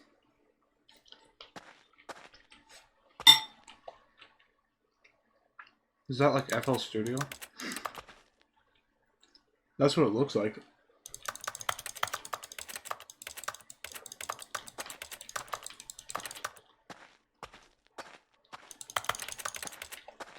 Alright. Oh, what the? I wonder what he found. If what he wanted was to be the leading man in his own story, well, perhaps he's gotten it. Down in wherever he is right now. I wonder if he's happy with his choice, and if he's learned the heavy cost that comes with it. He'll understand soon what I was trying to tell him. He needs me. Someone who will wrap everything up at the end, to make sense out of the chaos and the fear and the confusion. That's who I am. That is what I mean to this world. Oh, yes. Yes, I'll be back. There's no other way. Once this ends, after it all comes to a close, then I'll be back. The end will be here soon. Very soon. I can wait. I can't move though. Stanley came to a set of 2 open doors. He entered the door on his left. This was not the correct way to the meeting room, and Stanley knew it perfectly well. Perhaps he wanted to stop by the employee lounge first, just to admire it. It is a pretty nice room. Wow, Yes, this room. What a beautiful room.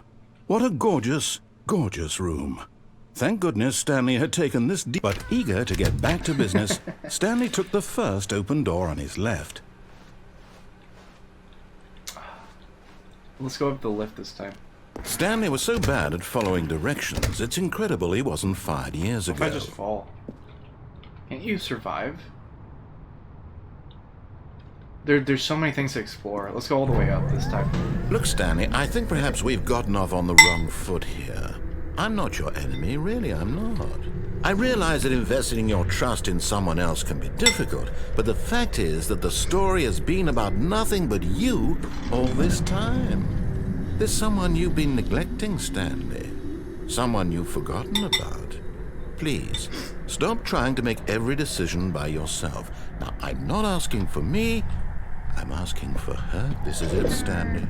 Your chance to redeem yourself. To put your work aside, to let her back into your life. She's been waiting. Oh, good.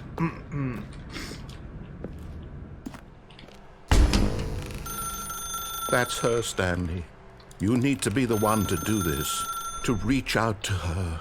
If you can truly place your faith in another, then pick up the phone. Oh, what should I do? Pull the plug? I kind of want to answer it. Let's pull it. As Stanley picked up the phone, a white light engulfed him, filling him not just with radiance, but with hope. Hope for a life reunited one... Wait. Oh, goodness. Stanley, did you just unplug the phone? No, that wasn't supposed to be a choice. How did you do that? You actually chose incorrectly. I didn't even know that was possible. Let me double check. No, it's definitely here, clear as day. Stanley picks up the phone. He's taken to his apartment where he finds his wife, and the two pledge themselves to one another. Music comes in, fade to white, roll credits. Not picking up the phone is actually somehow an incorrect course of action. How is that even possible? None of these decisions were supposed to mean anything. I don't understand. How on earth are you making meaningful choices? What did you... Wait a second. Did I just see... No, that's not possible. I can't believe it. How had I not noticed it sooner?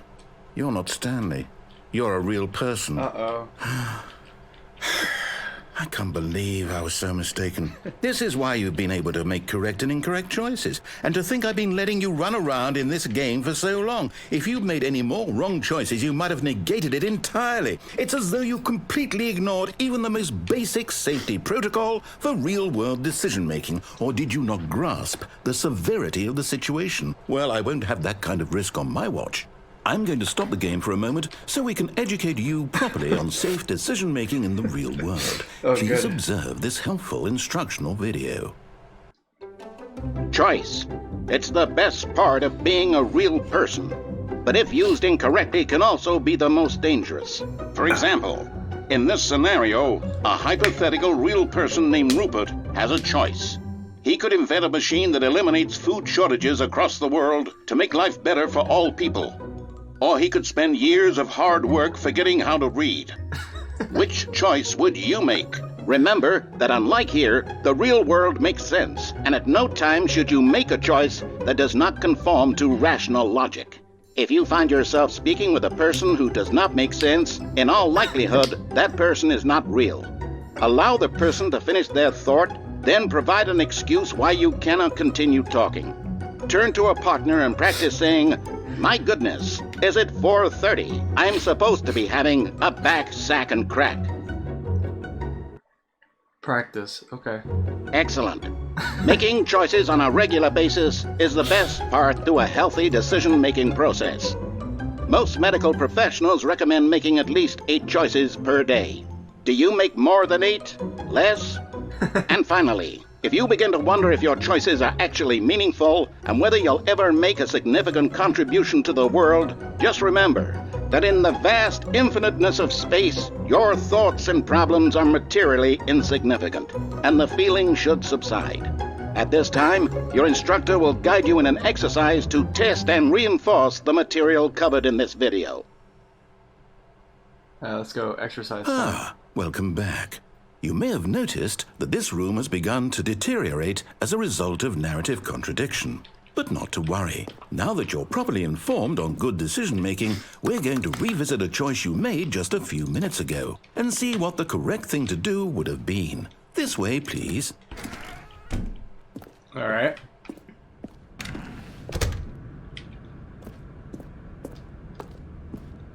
Wait. We're riding all the way back? Now that we know your choices are meaningful, we can't have you jumping off the platform and dying. Imagine the main character dying senselessly halfway through the story. That story would make no sense at all. As soon as possible, before the narrative contradiction gets any worse. Unfortunately, it seems this place is not well equipped to deal with reality.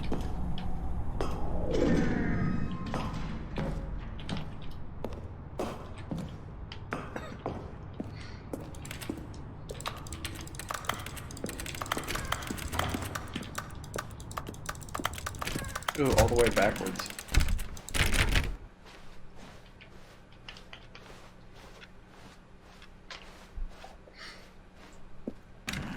Almost there. You'll take the door on the left, back to the correct ending, the story will have resolution once again, and you'll be home free in the real world. Now remember, all you need to do is behave exactly as Stanley would. That means choosing responsibly and always putting the story first. I'm quite sure you'll be up to the task. Just follow my lead and you'll be fine. All right. When Stanley came to a set of 2 open doors, he entered the door on his left. Nah. Nope. No! Why did you do that? Quickly, Oh, whoa. hurry back in the other direction. Perhaps we're not too late.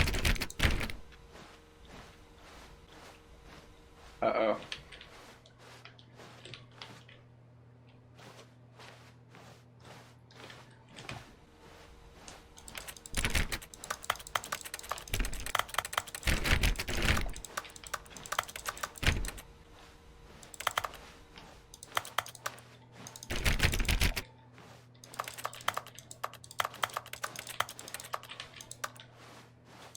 What if I just don't go there?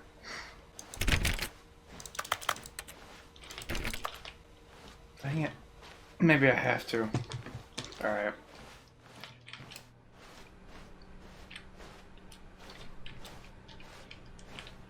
Wait. Oh, it's ruined.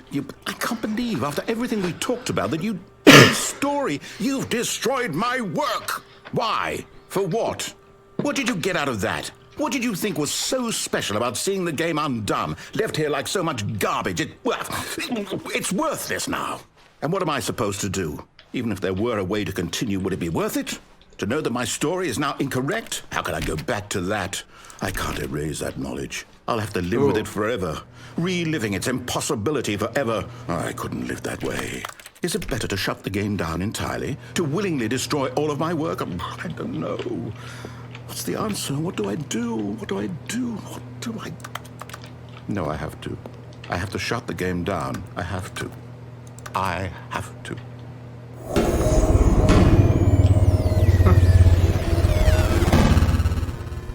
The sad ending. I remember this.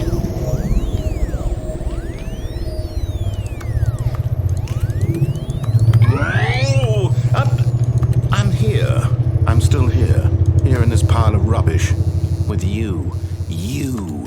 Who thought you were so clever. Now look where we are. My entire game is destroyed. It was the only thing in the world that was mine, and you've run it into the ground. What, did you think that would be funny? You just had to see? Didn't I impress upon you how important it was to be like Stanley? He actually knows how to do what I tell him to. He understands that if I say to do something, there's a damn good reason for it. That thought hadn't even occurred to you, had it? That there's a world outside of you? You're a child. Oh, my story. If you'd just gone through the door on the left, you would have seen it. There was a whole underground facility. I'm good. You would have destroyed it and been victorious. It would have been so perfect. I worked so hard on it. I tried so hard to make... behave exactly as Stanley would. That means choosing responsibly and always putting the story first. I'm quite sure you'll be up to the task. Just follow my lead and you'll be fine. All right. They just reset the game. When Stanley came to a set of 2 open doors, he entered the door on his left. No. No! Why did you do that? Quickly, hurry back. It's fun. Yeah, I want to do Behave more exactly than as Stanley the new would. stuff. That means choosing responsibly and always putting the story I remember this first. ending from before. I'm quite sure you'll be up to the task. Just follow my lead and you'll be fine. All right. Let's do it again. When Stanley came to a set of 2 open doors, he entered the door on his left. Let's see if something different happens. No! Why did you do that? Are we gonna keep resetting? Quickly, hurry back. Okay. Behave exactly as Stanley would. That means kinda choosing creepy. responsibly and always putting the story first. I'm quite sure you'll be up to the task. Just follow my lead and you'll be fine. All right. When Stanley came to a set of 2 open doors, he entered the door on his left. Alright, let's see what happens.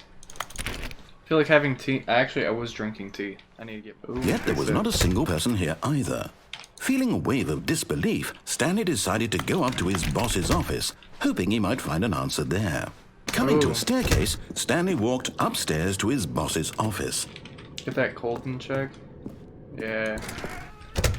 Oh, no more bathroom. Old version of the game. Ooh, wait. Stepping inside his manager's office, Stanley was once again stunned to discover not an indication of any human Speak life. clearly into the Shocked, receiver. unraveled, Stanley wondered in disbelief who orchestrated this, until he saw the door with a voice receiver next to it. Surely behind this door lay all the answers to his questions. And beyond all probability, he knew the passcode. He had seen it on his boss's computer just last week. Night Shark 115. Was this the code to open the door? Would it still work? There was only one way to find out. Stanley had been trained never to speak up, but now he would draw from within himself the courage to face the unknown. Is it gonna use my He mic? drew a sharp breath and then spoke the code. I wonder. Wait. Hold on.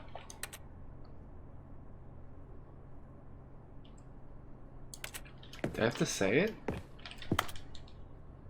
Night Shark 115. Stanley spoke the Oh, never code. mind. Night Shark 115. He spoke it into the receiver, right there on the wall. Right there on the wall. Can't leave. Wait, can I? I'm sorry, is there a problem? You didn't mishear me, did you? Please speak the code into the receiver. It's a good Otherwise, we password. can't get on with the story. This is a crucial step. Do I have to actually talk? Okay, fine, you're not gonna do it, but you know what? It's pretty humiliating to bring you this far, think it will only for let you me. to suddenly decide you have better things to do. There's actually not a way. I was just proving. There's not actually a way for me to do I that. asked you for this one single thing, for your respect. The kind of respect Stanley shows for his choices. He knows what it means to take a story seriously. If you didn't want to see what I had to show you, then why did you come here? You had a choice, you know. You could have gone through the door on the right. You could have done whatever the hell you wanted over there. Why did you come this way? Speak. Say something to me. Explain yourself, you coward. You... Whoa. When Stanley came to a set of 2 open doors, Stanley? he entered the door on his left. Stanley? Hello? Are you... Is everything okay? Stanley, please. I need you to make a choice. I need you to walk through the door. Are you listening to me? Can you hear me? Is everything all right? Stanley, this is important. The story needs you. It needs you to make a decision. It cannot exist without you. Do you understand me? Whatever choice you make is just fine. They're both correct. You cannot be wrong here. We can work together. I'll accept whatever you do. I simply need you to take that step forward, please. Choose. Do something. Anything. This is more important than you can ever know. I need this. The story needs it. So, You hear me? Are you there? Are you listening to this? Stanley, are you there? Okay. It's okay, I can wait. You need time to decide. Time to make sure your choice is correct. That is sad. the best. That's all right. I'll wait for you to decide what's the right thing to do. Take as much time as you need.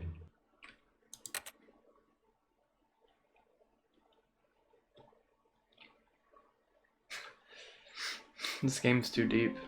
Alright, one more. And then we still gotta go When elevator. Stanley came to a set of 2 open doors, he entered the door on his left. I'm so good. This was not the correct way to the meeting room, and what? Stanley knew it perfectly well. Perhaps he wanted to stop by the employee lounge first, just to admire Wait, it. what the? What did I do? Wait, I actually don't know what I did. Wait, if you hold up, you just fall through the ground? Okay, so obviously we have to see what this is. How did I no-clip? That was so weird. I no-clipped through the map. But Stanley didn't want to go back to the office.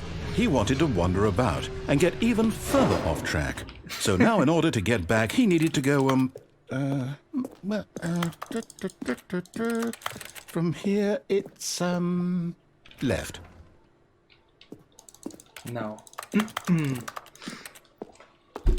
Fine. Oh, no. No, it's to the right, my mistake. Stop. No, not the right. Why would I have ever said it was to the right? What was I thinking? It's clearly... Oh dear, would you hold on for a minute, please? Now, let's see. We went down right, left, down, left, right. Yep, okay, yes. I've got it now. This story is absolutely, definitely this way.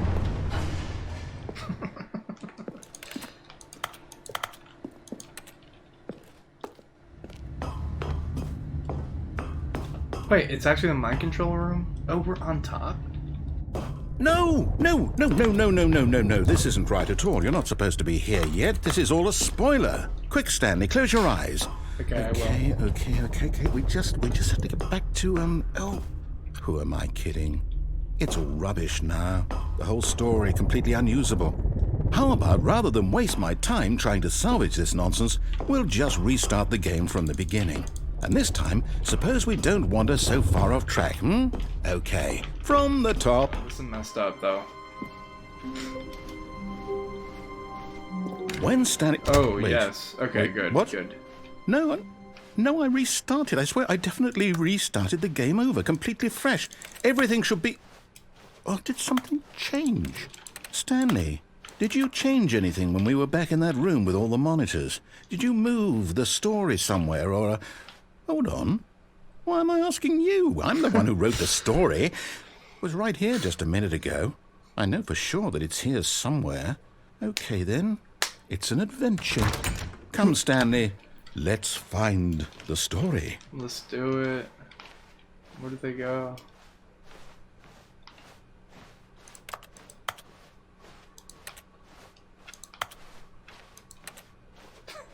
This is... Uh-oh, I'm lost.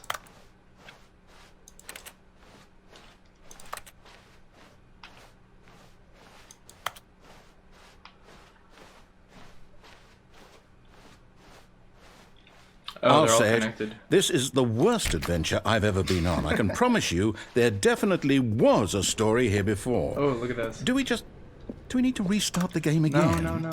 Well, I find it unlikely that we'll ever progress by starting over and over again, but it's got to be better than this. Okay, let's give it a shot. No, Why not? Don't. Oh, I was finding something. It was like... All of his co-workers were gone. What could it mean? Stanley decided to go to the meeting room. Perhaps he had simply missed a memo.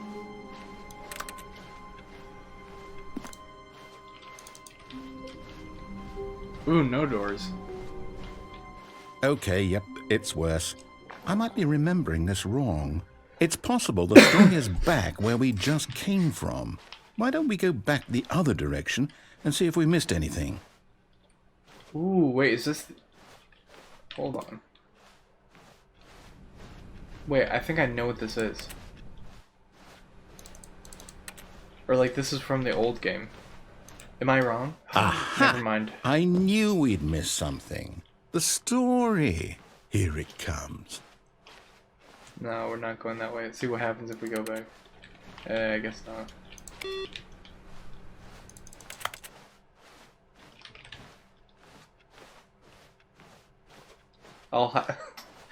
Well, No, wait. Never mind. Not the story.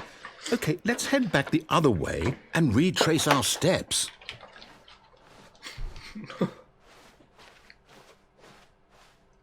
oh.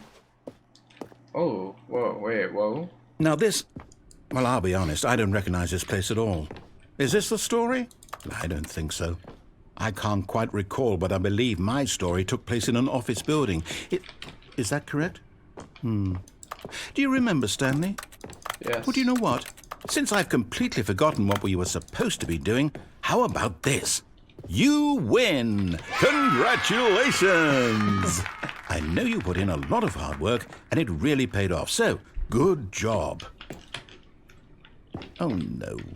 No, I don't feel right about this at all. We both know you didn't put in any actual work for that win. Some people win fair and square, and this was not one of those situations.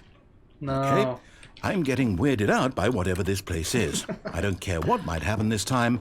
I have to restart. All right, I've got a solution. This time, to make sure we don't get lost, I've employed the help of the Stanley Parable Adventure Line. Ooh, wait. Just follow the line. How simple is that?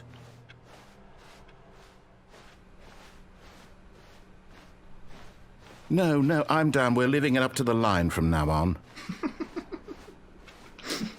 She's so mad. Wait, this is new though. I think this is from before, but at the same time, I don't care. I don't remember a lot of this. It's been so long since I played. I only remembered one ending, and the You see, normal ending. the line knows where the story is. It's over in this direction. Onward, Stanley, to destiny. Though, here's a thought. Wouldn't wherever we end up be our destination, even if there's no story there? Or to put it another way, is the story This is of the no boss's destination office. still a story? Simply by the act of moving forward, are we implying a journey such that a destination is inevitably conjured into being via the very manifestation of the nature of life itself? Whoa. Hang on. That got a bit weird back there. Well, I'd like to apologize. Not sure where I was going with all that. You know what? I think what we need right now is a bit of music to lighten the mood. Yes.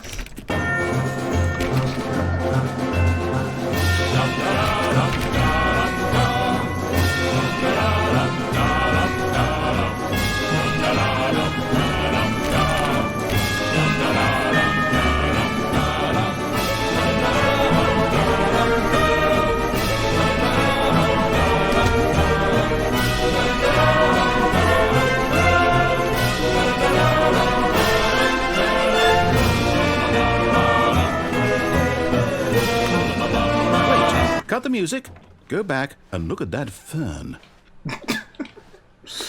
Stanley, this fern will be very important later in the story. Make sure you study it closely and remember it carefully. Okay. You won't want to miss anything. Oh, okay. Wait, play the music again. Come on. Little Wait, zigzag. we're back at the office? No. Line, you do know we're looking for the Stanley Parable, right? The story? Is any of this ringing? Oh, no, not again. Line, how could you have done this to us? And after we trusted you, after everything we've been through, you... Oh, I can't take this anymore. To hell with it. Restart.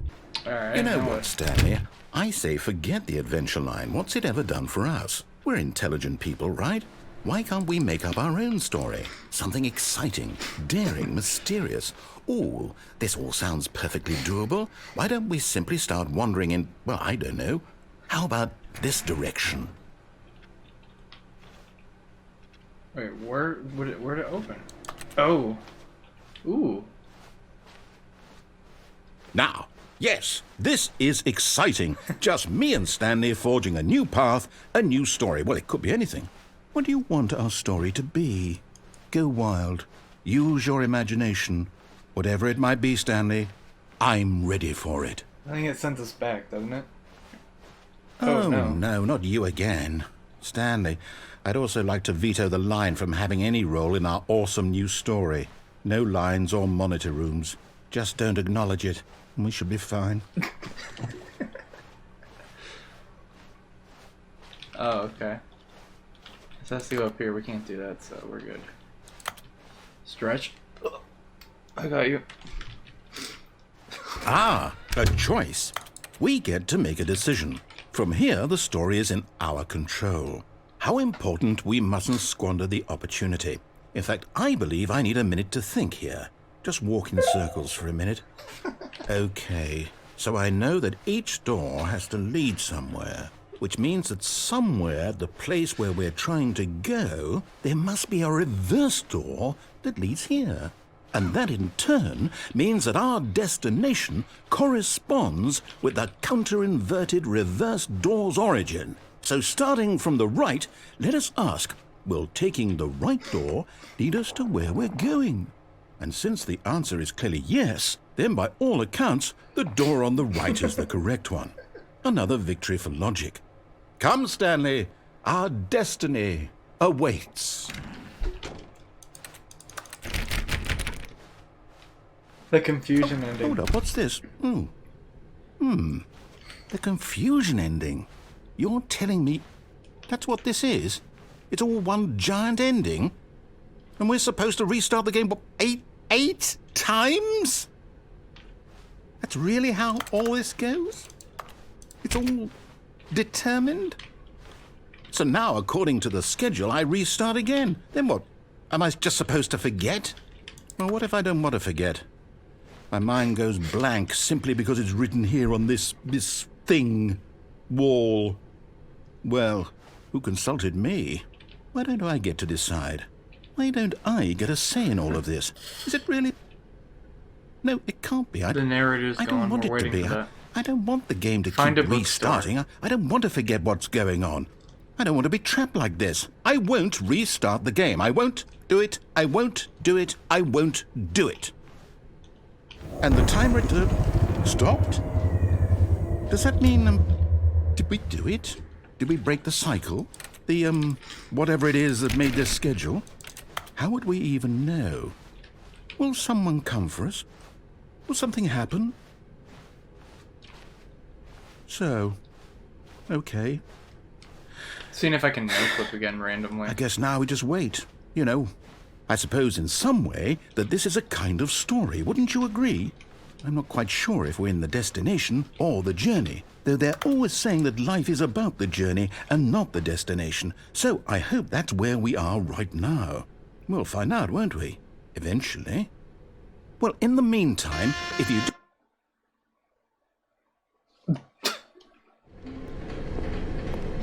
That's actually annoying. But Stanley just couldn't do it. He considered the possibility of facing his boss, admitting he had left his post during work hours. He might be fired for that. And in such a competitive economy, why had he taken that risk? All because he believed everyone had vanished? His boss would think he was crazy. Wait, do we just And want then to something occurred to Stanley. Maybe, he thought to himself, maybe I am crazy. All of my co-workers blinking mysteriously out of existence in a single moment for no reason at all? None of it made any logical sense. And as Stanley pondered this, he began to make other strange observations. For example, why couldn't he see his feet when he looked down? Why did doors close automatically behind him wherever he went? And for that matter, these rooms were starting to look pretty familiar. Were they simply repeating? No, Stanley said to himself, this is all too strange. This can't be real. And at last, he came to the conclusion that had been on the tip of his tongue. He just hadn't found the words for it. I'm dreaming, he yelled. This is all a dream. Oh, what a relief Stanley felt to have finally found an answer, an explanation. His co-workers weren't actually gone. He wasn't going to lose his job. He wasn't crazy after all. And he thought to himself, I suppose I'll wake up soon. I'll have to go back to my boring real-life job pushing buttons. I may as well enjoy this while I'm still lucid. So, He imagined himself flying and began to gently float above the ground. Oh, shoot. Then he imagined himself soaring through space on a magical starfield, and it too appeared. It was so much fun, and Stanley marveled that he had still not woken up. How was he remaining so lucid? And then perhaps the strangest question of them all entered Stanley's head. One he was amazed he hadn't asked himself sooner. Why is there a voice in my head dictating everything that I'm doing and thinking? Now the voice was describing itself being considered by Stanley, who found it particularly strange. I'm dreaming about a voice describing me, thinking about how it's describing my thoughts, he thought. And while he thought it all very odd and wondered if this voice spoke to all people in their dreams, the truth was that, of course, this was not a dream. How could it be? Was Stanley simply deceiving himself, believing that if he's asleep, he doesn't have to take responsibility for himself? Stanley is as awake right now as he's ever been in his life. Now, hearing the voice speak these words was quite a shock to Stanley. After all, he knew for certain, beyond a doubt, that this was in fact a dream.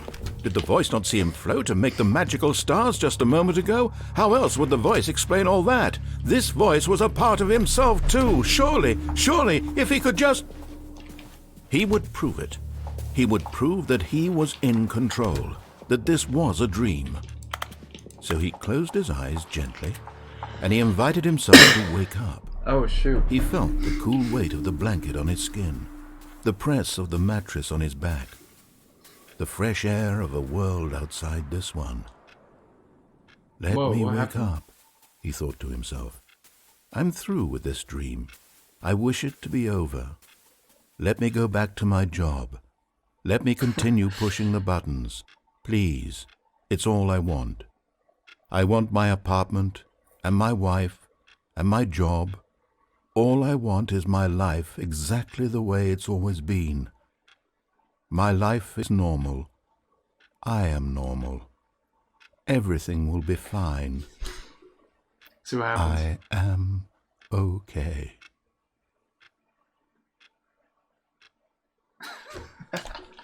No. Stanley began screaming. Please, someone, wake me up. My name is Stanley. I have a boss. I have an office. I am real. Please, just someone tell me I am real. I must be real. I must be. Can anyone hear my voice? Who am I? Who am I? And everything went black. Restart. Interesting. That was a This long... is the story of a woman named Mariella. What? Mariella woke up on a day like any other. She arose, got dressed, gathered her belongings, and walked to her place of work. But on this particular day, her walk was interrupted by the body of a man who had stumbled through town talking and screaming to himself, and then collapsed dead on the sidewalk. Whoa. And although she would soon turn to go call for an ambulance, for just a few brief moments, she considered the strange man. He was obviously crazy. This much she knew. Everyone knows what crazy people look like. And in that moment, she thought to herself how lucky she was to be normal. I am sane. I am in control of my mind. I know what is real and what isn't. It was comforting to think this, and in a certain way, seeing this man made her feel better. But then she remembered the meeting she had scheduled for that day, the very important people whose impressions of her would affect her career, and by extension, the rest of her life. So weird. She had no time for this, so it was only a moment that she stood there, staring down at the body. And then she turned and ran.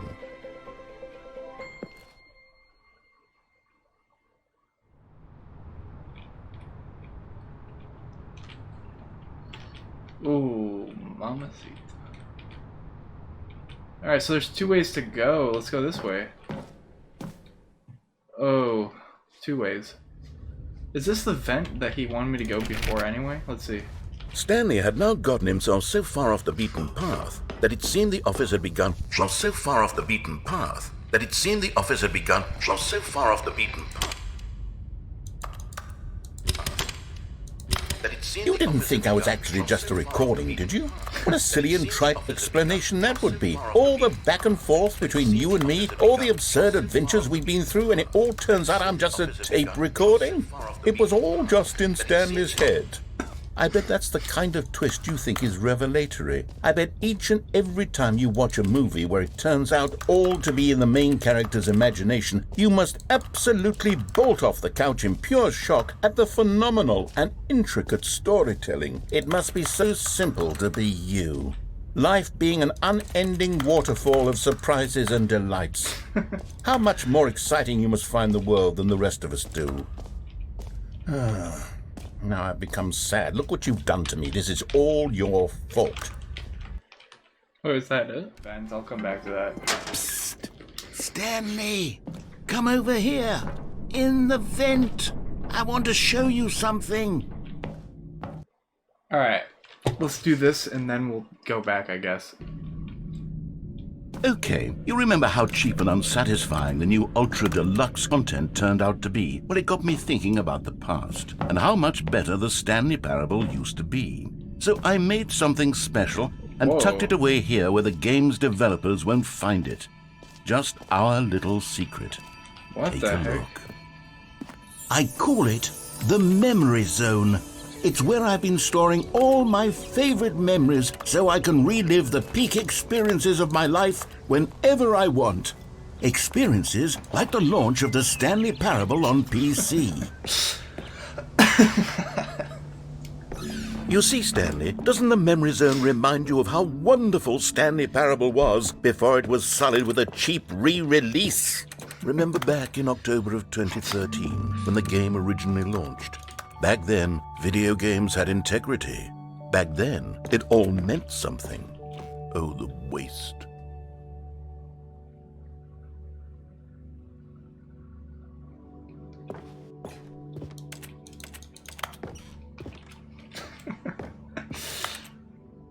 Stanley Parable.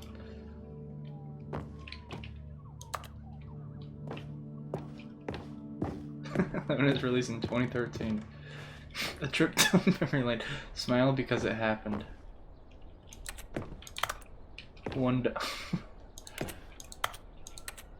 Dude, I remember this.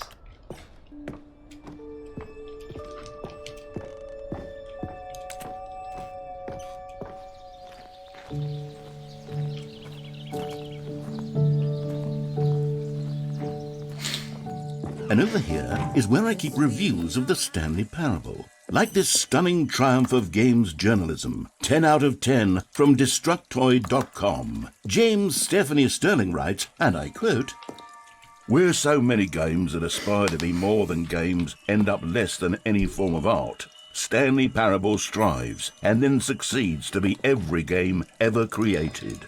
Did you hear that, Stanley? Every game ever created. That's how grand and all-encompassing the original Stanley Parable was. It was literally every game ever created. It was Skyrim, it was Persona 3, it was all of them, and now it's nothing. It's no games at all. It isn't even the Stanley Parable anymore.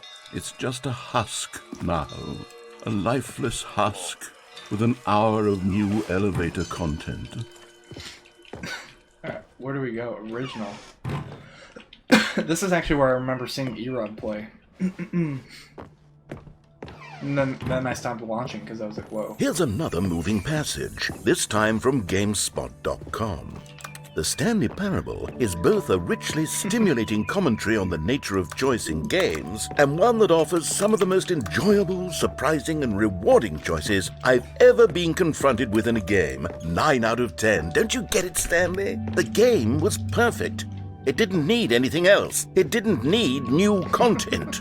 It just needed to be left alone, to spend the rest of time collecting dust in the hallowed hall of beloved video game memories. This is so funny. How do I get... what? The serious room. How would I ever get there?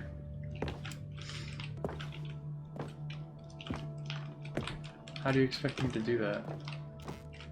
Is there a way? How can I get in there?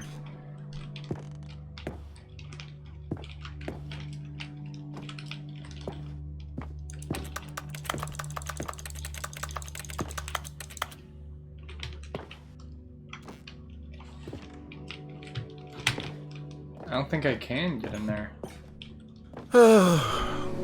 These were simpler times, Stanley. What I wouldn't give to go back, to have it all over again.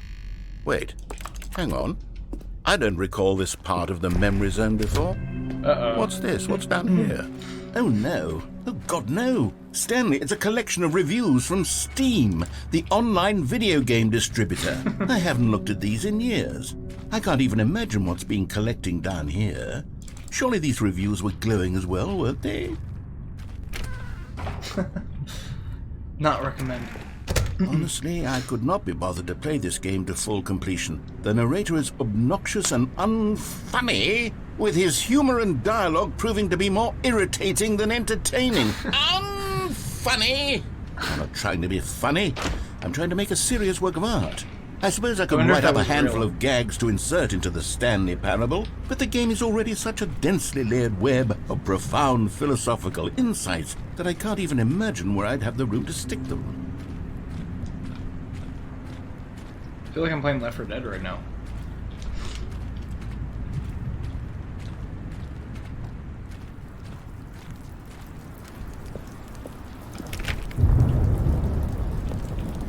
Ooh. Okay, let's see what this one says.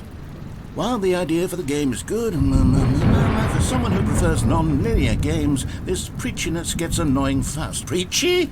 Stanley? I'm not preachy, am I? You can tell me if I'm preachy. Honestly, you can. Oh, goodness. This is actually quite shocking for me. Well, to be honest, I had always thought of the game's dialogue as being rather terse to begin with. You can't know how much fluff I cut from the game to get it to feel as light and airy as it... Well, I always thought it did, but maybe it wasn't. Dear, what an awful memory to have to hold on to. These black marks on my otherwise unimpeachable track record. I feel like a failure, like I let these people down. Perhaps the Stanley Parable isn't quite as sterling as I always remembered. Oh, get me in here. Close. I probably would have no-clipped if I got in there, I bet you. Uh-oh. Another bad one. What's this one got to say? You constantly have to stop doing anything so the narrator can catch up with his long-winded explanations of what's happening. I wish there was a skip button. A skip button? Well, yes. Yes, I think we can do that. If I'm truly too preachy, then maybe letting you skip ahead for just a moment, surely it couldn't hurt. Not if it means we can strike these negative reviews from the record. Only positive reviews of the Stanley Parable. That's my motto today, and it's always been my motto. I'd do anything for the customer, Stanley. Yes, a skip button we shall have. Alright. Oh, there's the skip button.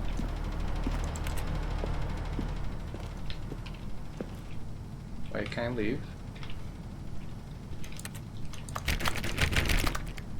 And here it is. Go ahead and give it a shot. I'll pop you forward in time so that the second my incessant droning starts to bore you, with just the push of a button, you'll have zipped right past it. It's what the players have been asking for, and I'm very proud to have delivered. No more Oh, you're back, you see? You were only frozen in time for a few minutes, but it was plenty of time for me to deliver a long, rambling monologue full of unnecessary verbal flourishes and lengthy ruminations on the nature of choice in video games. Of course, I happen to believe... Well, there's sport. You really did catch me rambling on a bit, didn't you? But that's the power of the button. The minute I start to go off on a thoughtless display of self-absorption, it's right at... Okay, welcome back, Stanley. Now, I should say that the amount of time the button has been skipping through is becoming longer and longer. That last one was, well, I want to say maybe 30, 45 minutes? 30, 45 it's minutes? not unendurable by any means, but it's, well, there's really only so much I can ramble on to myself about. I know, it's shocking, isn't it? But at any rate, I do suggest that we not press the button again. Ooh. I think the skip button has been aptly demonstrated, and we can say goodbye to it and just... Wait, how do we get out of here? Where did the door go? Wasn't there a door that led into this room? I do feel quite certain that there was one here before. How... Stanley! Stanley, please don't push the button again. It's been 12 hours. You've just been frozen there. I don't know why the skips are getting longer, but they're really, truly getting longer, and my God, there's no way out of the room. Stanley, the door is gone. Oh, Stanley, you're back. You're back. Oh, my goodness. I have someone to talk to What the again. heck? Stanley, I think it's been a week. Or 2 weeks. I've been sitting here all that time. Just sitting here. Not a single person to speak with. One more. And you'd think that that's just how... Oh, hello. It's you. You're here again. Welcome. I have had time to think about you and about us and about everything we've been through. I've had so much time, I stopped keeping track after a year. Have you ever sat down in one place and not moved for one entire year? Let me describe it for you. To begin with, there is only regret. There is only the turning wheel of missed opportunities. I felt nothing at all but regret for the longest time, Stanley. Days, months. I lost it all in a blur of the deepest longing to undo the past. And when that feeling had begun to subside, what took its place is what I can only describe as the collapse of every moment I have ever experienced my entire life. All of them collapsed down into a single instant. In that instant, I could see myself. Uh-oh. He's...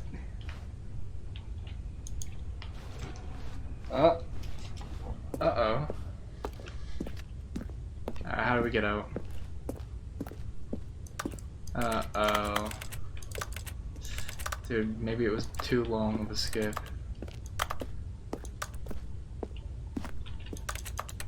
I don't see if there's anything to click on. Do we skip again?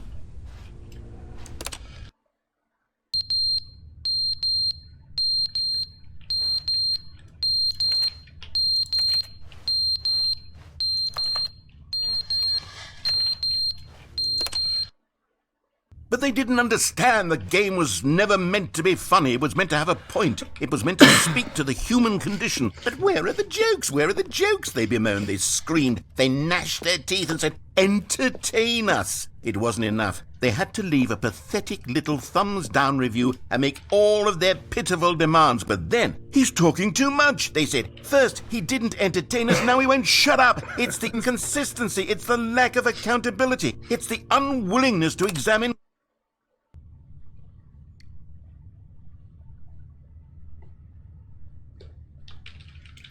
This is a bit scary.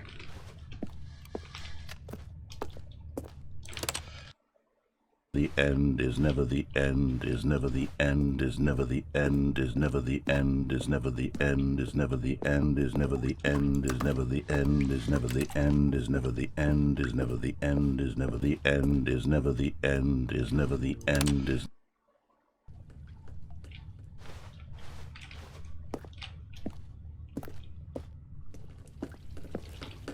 Uh-oh. We're gonna drown in here, I bet you.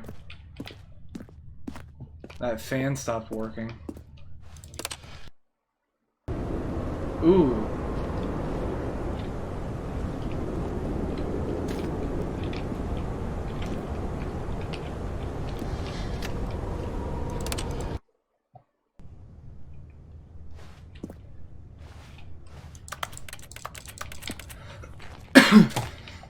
Can I leave? Dude, the whole place is gonna fall down.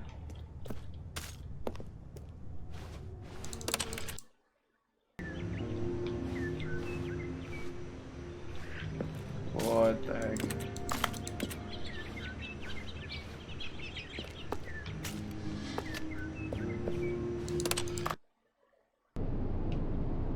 Whoa.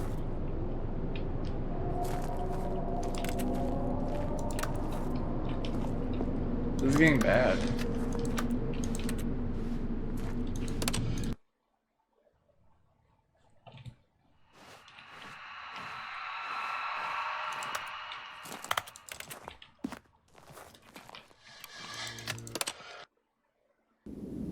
Whoa.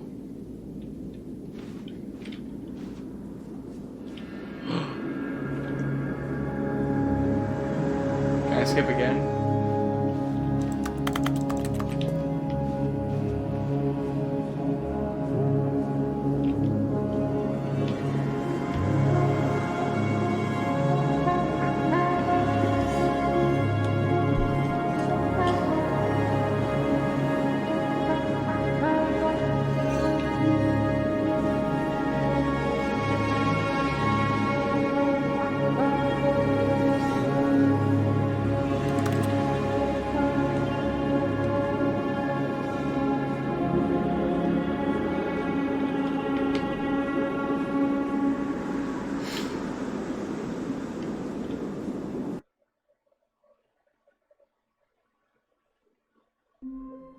What?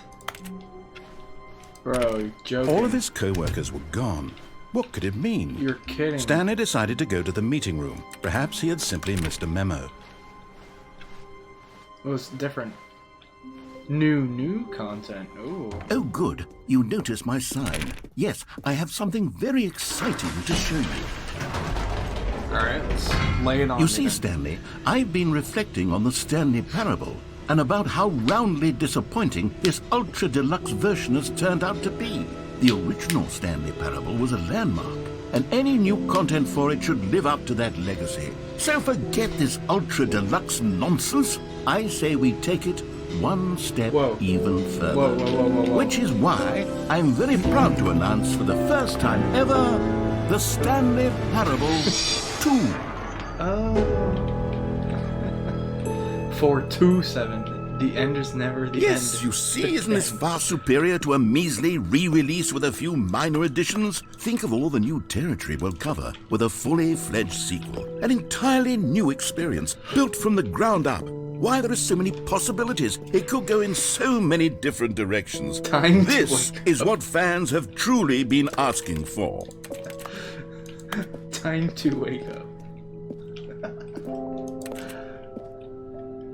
Investor Showcase. Calling it the Stanley Parable 2 is just so much catchier than Ultra Deluxe, don't you think? Ultra Deluxe? What does it even mean? But the Stanley Parable 2, now that's an artistic statement right there. It's future-oriented. It screams progress and innovation and long-term franchising potential.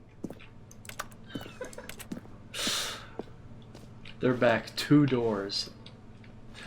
New content is out. New content part 2 is in. Boring sections of the chart. Cool red section of the chart. Old plus busted. New hotness.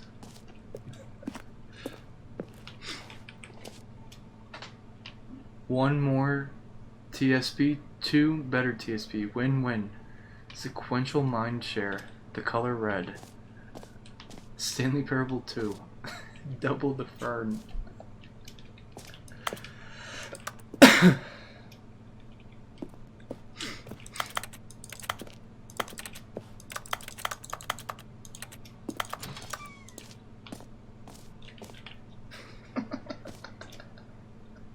Double the Now, to be Stanley. clear, I haven't quite nailed down what exactly the Stanley Parable 2 is going to be, but let's take a look at some of the features I've been developing for it.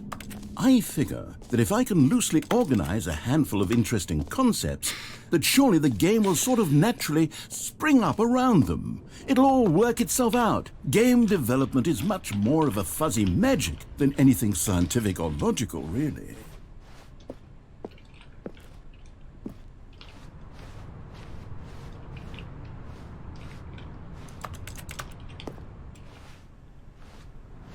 All these 2s.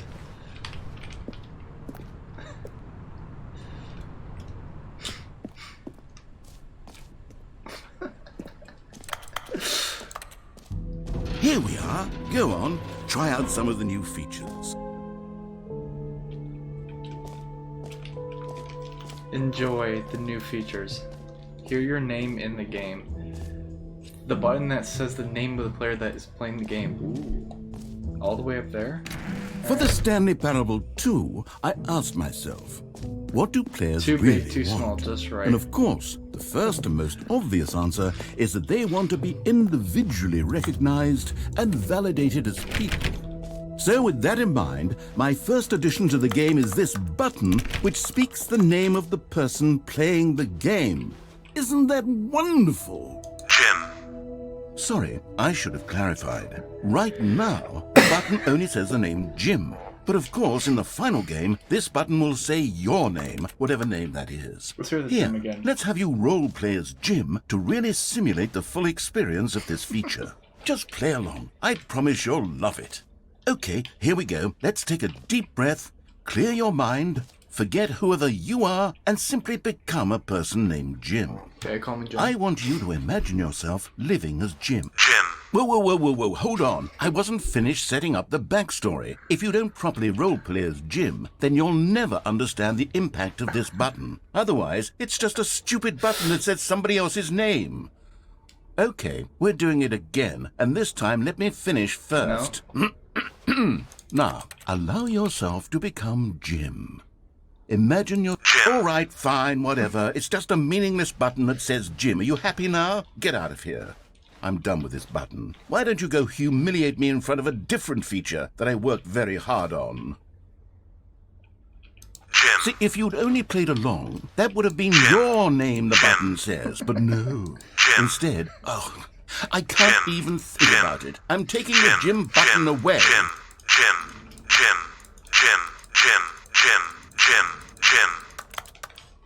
No, why would he do that? 2 doors.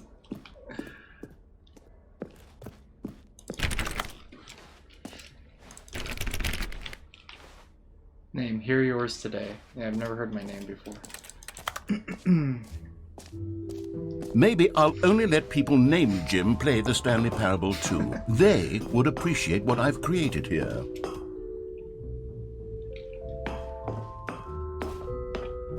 Epilogue. An epilogue would be fun, wouldn't it, Stanley? Yes, it will go at the end of the, well, we'll figure that out later. Please, no screenshots.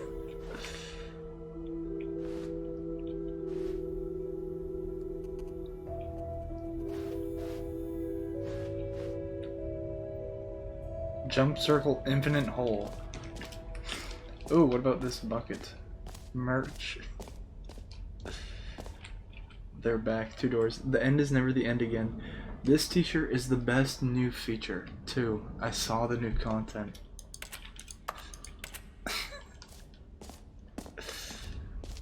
Please, no screenshots. What is this? A common complaint of the Stanley Parable was that it was confusing and paradoxical, that it engendered a chaotic sense of reckless despair in those who played it. Well, I'm happy to say that after much consideration, I've engineered a clever solution to this fundamental problem with the game. It's the Stanley Parable Reassurance Bucket. You see, Stanley, anytime you're holding the bucket, a sense of calm and ease will fill your mind and your heart. It's true. As long as you hold on to the bucket, the many disorienting contradictions of the Stanley Parable will feel perfectly normal and perhaps even comforting. You may even come to long for the gentle embrace of jarring cognitive dissonance while the bucket is in your arms. And to be honest, it's a much more convenient solution for me than actually redesigning the game to be less uncomfortable. Can you imagine what a pain in the ass that would be? Yes, the bucket is the perfect solution. Come on, give it a try.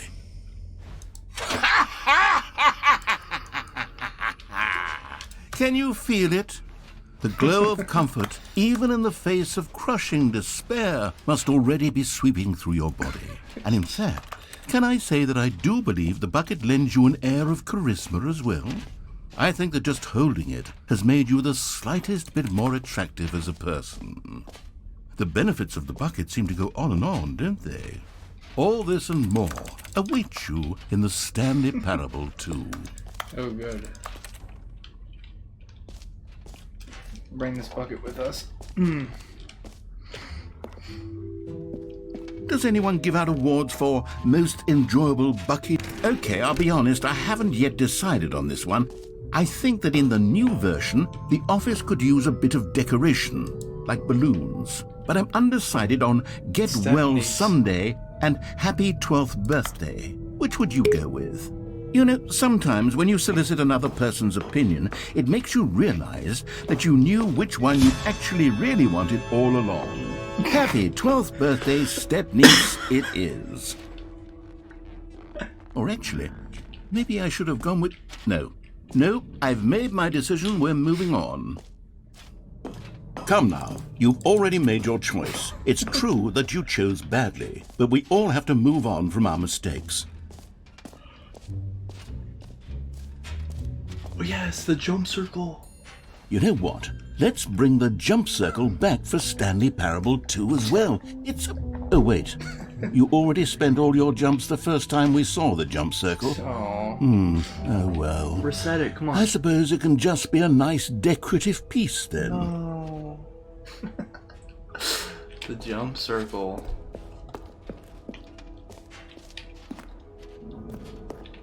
Where are we going?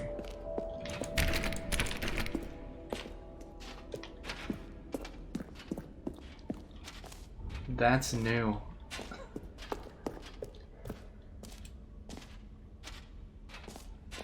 Okay, I'm just making sure we didn't miss a room or something. You are here. Such a big event. Exit. Collectibles?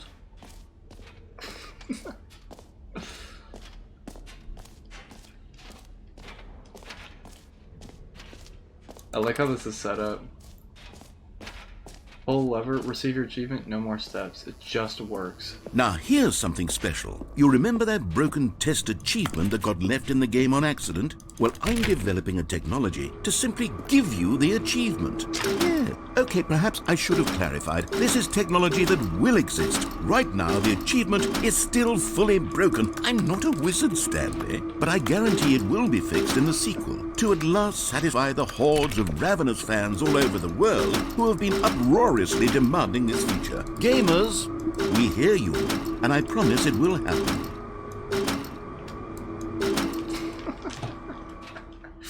Oh my god. Good thing I have the bucket though. I'd be so scared right now.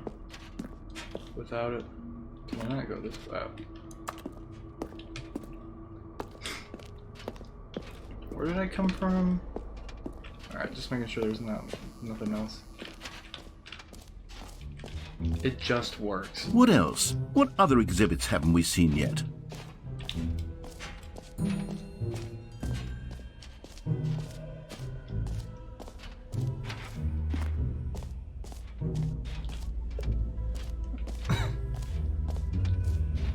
Stanley, here's an idea that I'm truly fond of. It's never been done before in a video game. This is in fact a hole that you can fall down forever. That's right. Infinite falling. You can fall until the end of time if you like. A stunning leap forward for video games as a medium. You see, isn't it wonderful? One of my more ingenious concoctions, if I do say so. Now then, since you've gotten to see the infinite hole, you can press the teleport button to pop back up to the top, and we can continue onward. I don't know if we should. You know, this is really fun. I don't want to spoil it for you guys. Now, I don't mean to be a bummer, but I do recommend you use the teleport button to go back to the top. Maybe do it on the sooner rather than later spectrum of things. Now, let's wait, actually. Let's wait. Okay, Stanley. I don't know quite how to say this tactfully, but it's possible that I slightly exaggerated the infinite nature of the hole. Is it a very, very deep hole? To be certain it is. It's an extremely deep hole. I don't want anyone to say that it isn't an astonishingly deep hole. It is. Is it infinite? Well, that sort of depends on your definition of infinity. From one perspective, the infinite is merely philosophical in nature. It's more of a... Okay, well, good for you. You found the bottom of the hole. You found me out, Stanley. I'm a liar and a cheat, and you're so clever. Look, I think the issue here is just that you're unusually fascinated by falling. What normal person actually wants to fall infinitely? I figured the hole was as deep as anyone would actually need. Don't you put this on me. Maybe you're the problem. Look, things got a little heated there. I think we both said some things we didn't mean. Why don't we just put all this behind us and agree to just call the hole mostly infinite? Alright. If that works for you, then go ahead and press the teleport button to warp up to the top of the hole and we can move on. I'll just be up here when you're ready. Oh, wait a second. Let's see if he says anything. If he's like wants to agree. I'll give it like 10 seconds. Because he might say something else. Be like, okay, it's not infinite. Okay, he might actually be done. Alright. 3, 2, 1. Great. Now, I'm very excited to oh, for heaven. You see, I was right. The problem is you. The problem is that you like holes too much. Not normal. A normal person would have said, yep, that's an infinite hole right there. Goes on forever till the end of time. Don't need to see it all, but not you. Oh, no, no, no, no. You have a weird sort of... Oh. Did the hole seem even shorter to you this time? Yeah, I couldn't help but feel like you spent a little less time in there than you did before. I mean, admittedly, I didn't make an infinite hole, but I didn't think it was that not infinite. Well, I suppose once again there's nothing to do here. If you decide you've had enough of the hole, you can hit the teleport button and come join me up above. I think we jump in. Had again. enough? I'm positively thrilled. Gosh, how could I have guessed? You're back in the hole. If this starts to become a thing where... Oh, it's super short. Wow. Okay. Yes. I'm starting to become extremely certain that the hole is not only not infinite, but that it's growing steadily less and less infinite. I suspect that I'm starting to hit the point where it's no longer feasible to call the hole infinitely deep, even by the lax overall standards for accountability and marketing. What's going on here? Stanley, I have no explanation for the uncertain nature of the hole's length. Here, let's try something. Just the Let's two of pop us. We back can up to make the it if top, we try just and we'll the see two. if it gets any shorter. Well, there it is. The shame of my life. How is this still appealing to you? I know you're obsessed with holes, but at this depth, I just can't see this scratching the itch. Oh, who am I to judge? You just do whatever it is you're here to do and hit the teleport button when you're ready to move on. Is the, teleport button not working? You sure?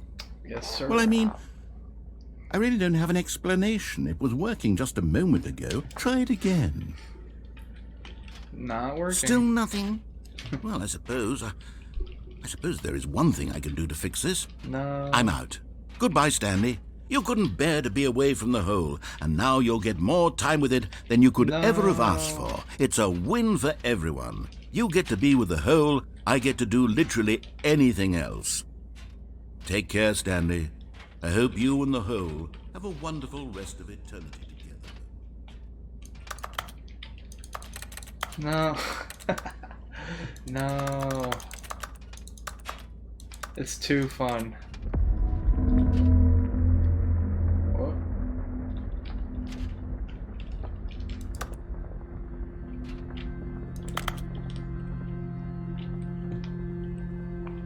Meeting at 2 p.m. Sincerely, management.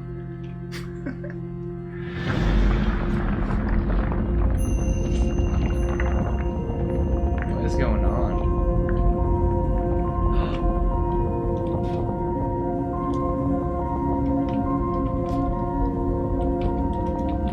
Making every pause button is Roman numeral 2.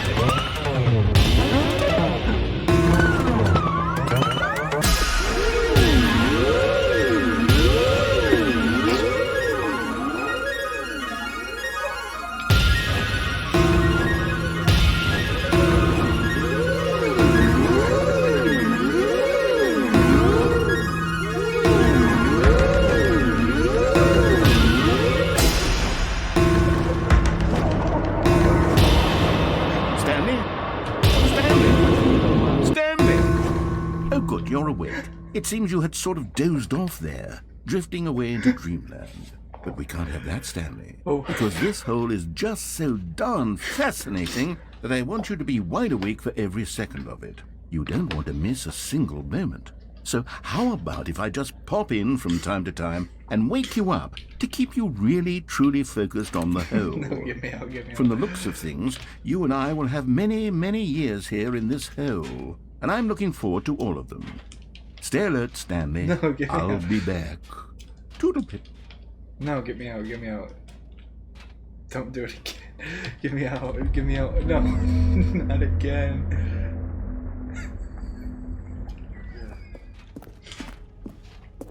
Can you find them? Ooh. Ah, collectibles.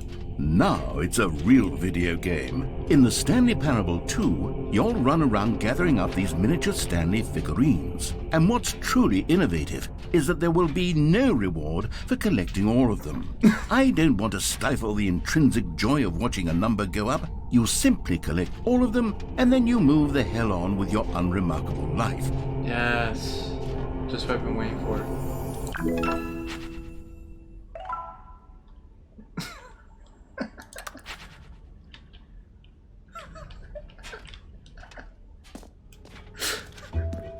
God, it really is the worst when you collect everything in a video game and then they give you a big fancy reward for it. Absolutely tragic. Bro. Alright, let's exit.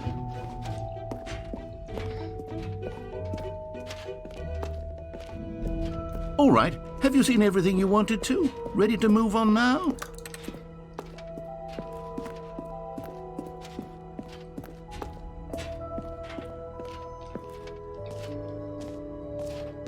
So, Stanley, what do you think? Do you like all of the new features? Yes, I know it's not exactly clear yet how exactly these features will come together as one single coherent video game, but I can feel it in my soul. It's going to work. There's definitely a good game in there somewhere. Say, let's do an experiment. I'll arrange these new features together, and we'll see whether or not it coheres into a meaningful gameplay experience. Alright, let's do it. Okay. Are you ready? Here it is. I give you the Stanley Parable 2.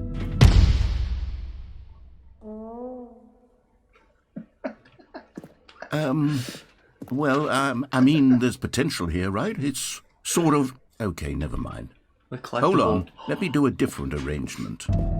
Okay, yes, this is much better. I feel good about this. Here we go. Version 2. Who am I kidding, Stanley? This isn't a coherent video game at all. It's a lot of gags. And I do very much enjoy creating gags, but they don't add up to anything. I wanted more than anything to create a sequel that would capture all the magic of the first game. I wanted fans to love it. No matter how good these gags are, they won't stand on their own. They would need the structure and the gameplay of the original. Wait, maybe that's it. I can take the original Stanley Parable and simply, well, insert a few of my new features into it. Tastefully, of course. With respect. With care for the vision and integrity of the original game. Would it possibly work? I I suppose it could, but it would need a really, really tremendous title screen. A title screen that says with bold and uncompromising conviction, "This is the Stanley Parable 2." Let me see if I can whip something up. All right, perfect. Go ahead. Take a look.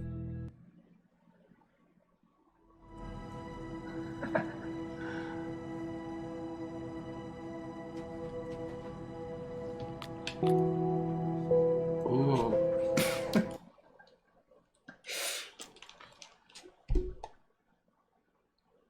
This is the story of a man named Stanley. Wait, is it different?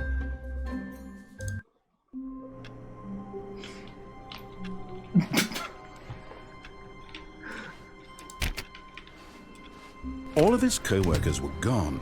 What could it mean? Stanley decided to go to the meeting room. Perhaps he had simply missed a memo.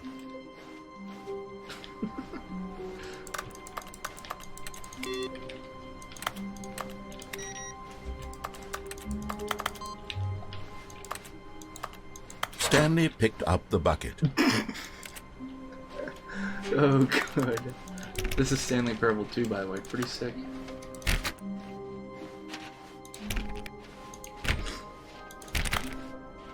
Stanley clutched the bucket tightly to his chest and entered the door on his left. This was not the correct way to the meeting room, but Stanley had felt the bucket calling to him, telling him that the employee lounge was simply the place to be. And here it was. Had the bucket turned out to be correct? Was this better than the meeting room? Yes, Stanley thought to himself. Yes, perhaps it truly was. How insightful the bucket turned out to be. No, never mind. The bucket was wrong. Stanley took the door on his left to go back to the meeting room. Let's get the secret. No, Said the bucket. don't go to the meeting room. Go somewhere else. The cargo lift, yes. Good, Said the bucket. Now ride the lift all the way to the top. There's something up there I need you to do. Stanley did not question why or how this bucket was speaking to him. It should have alarmed him, of course, because buckets can't talk. But Stanley chose not to think about this obvious fact. He was firmly convinced that the bucket had spoken to him, and he unthinkingly did whatever the bucket asked.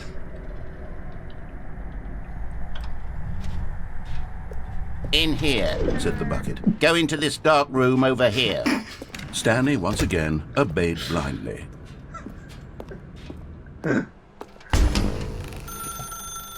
Now pick up the phone. Whoa, hold on. Why did you unplug the phone? Were you trying to resist the bucket's orders? Stanley, I was joking. Obviously, the bucket isn't talking to you and telling you to do things. Buckets can't talk. It was a joke. Don't you get the joke? It's funny, Stanley. A talking bucket. Can't you see? Oh, goodness. I must have really bungled up the delivery if you actually took me seriously. Where did I mess up the joke? Should I have paused for longer or spoken quicker? Comedic timing is so difficult.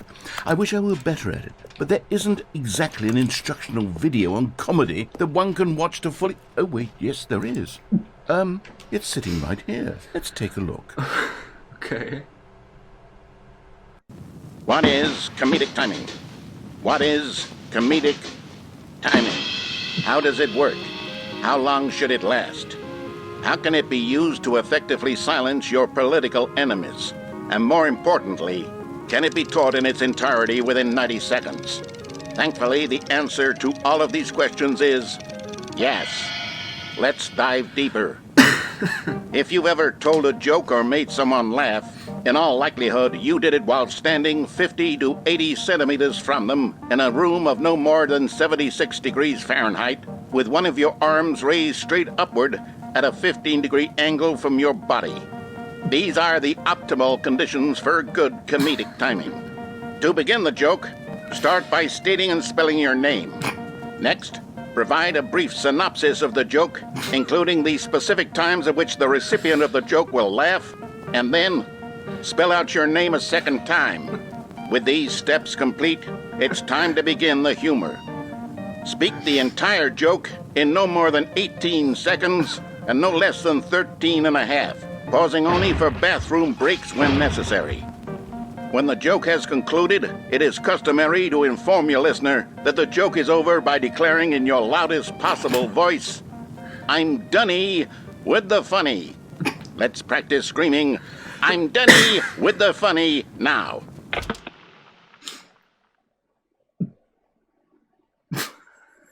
Good.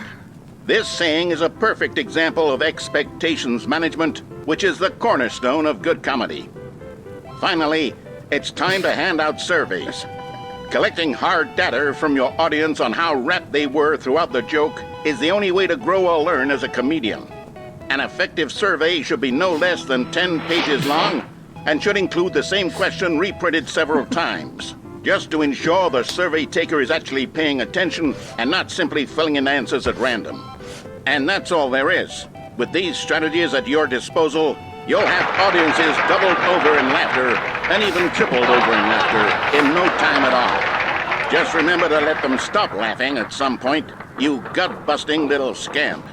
After all, we're each of us needed on the front lines of the war to fight the 12-legged invader who threaten our very existence and who very likely die in a hailstorm of bullets and mandibles. All of us must be prepared to give our lives to this noble cause, just as our children must do after us, and their children after them. Godspeed, and may Earth reign supreme. Hey, goodness, this video is a little outdated, isn't it? Well, no matter. I think the fundamentals of proper comedic timing are still as relevant today as they were back then. So with that in mind, I believe the only way forward is for us to return to the two doors and walk through all of this again, so I can try telling my story with more appropriate comedic delivery. Come along, let's head back. Okay, this time I'll sneak out. More appropriate comedic delivery.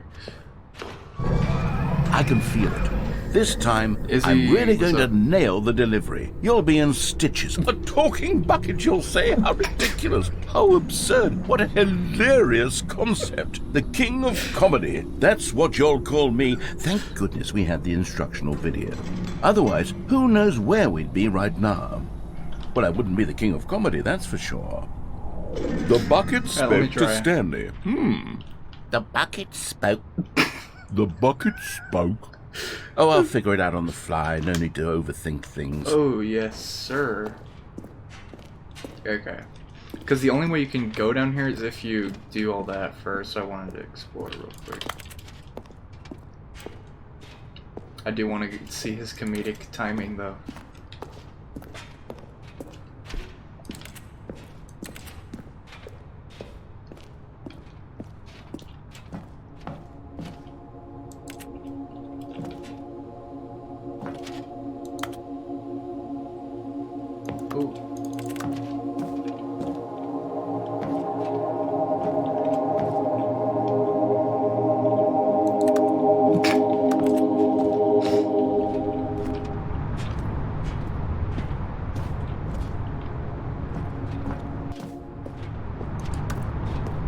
Uh-oh, I need to go back up there. Is there more down here?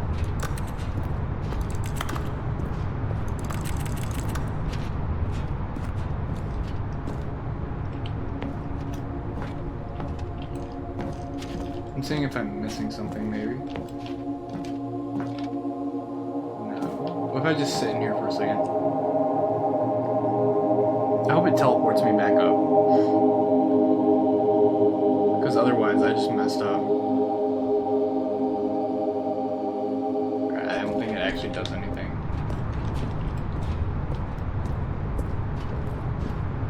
Okay, at least we got to explore down here. Did we check this?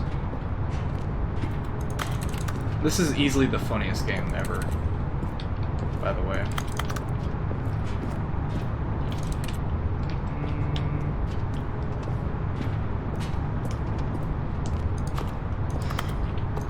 Might need to restart. Is there... Am I missing something down here, though?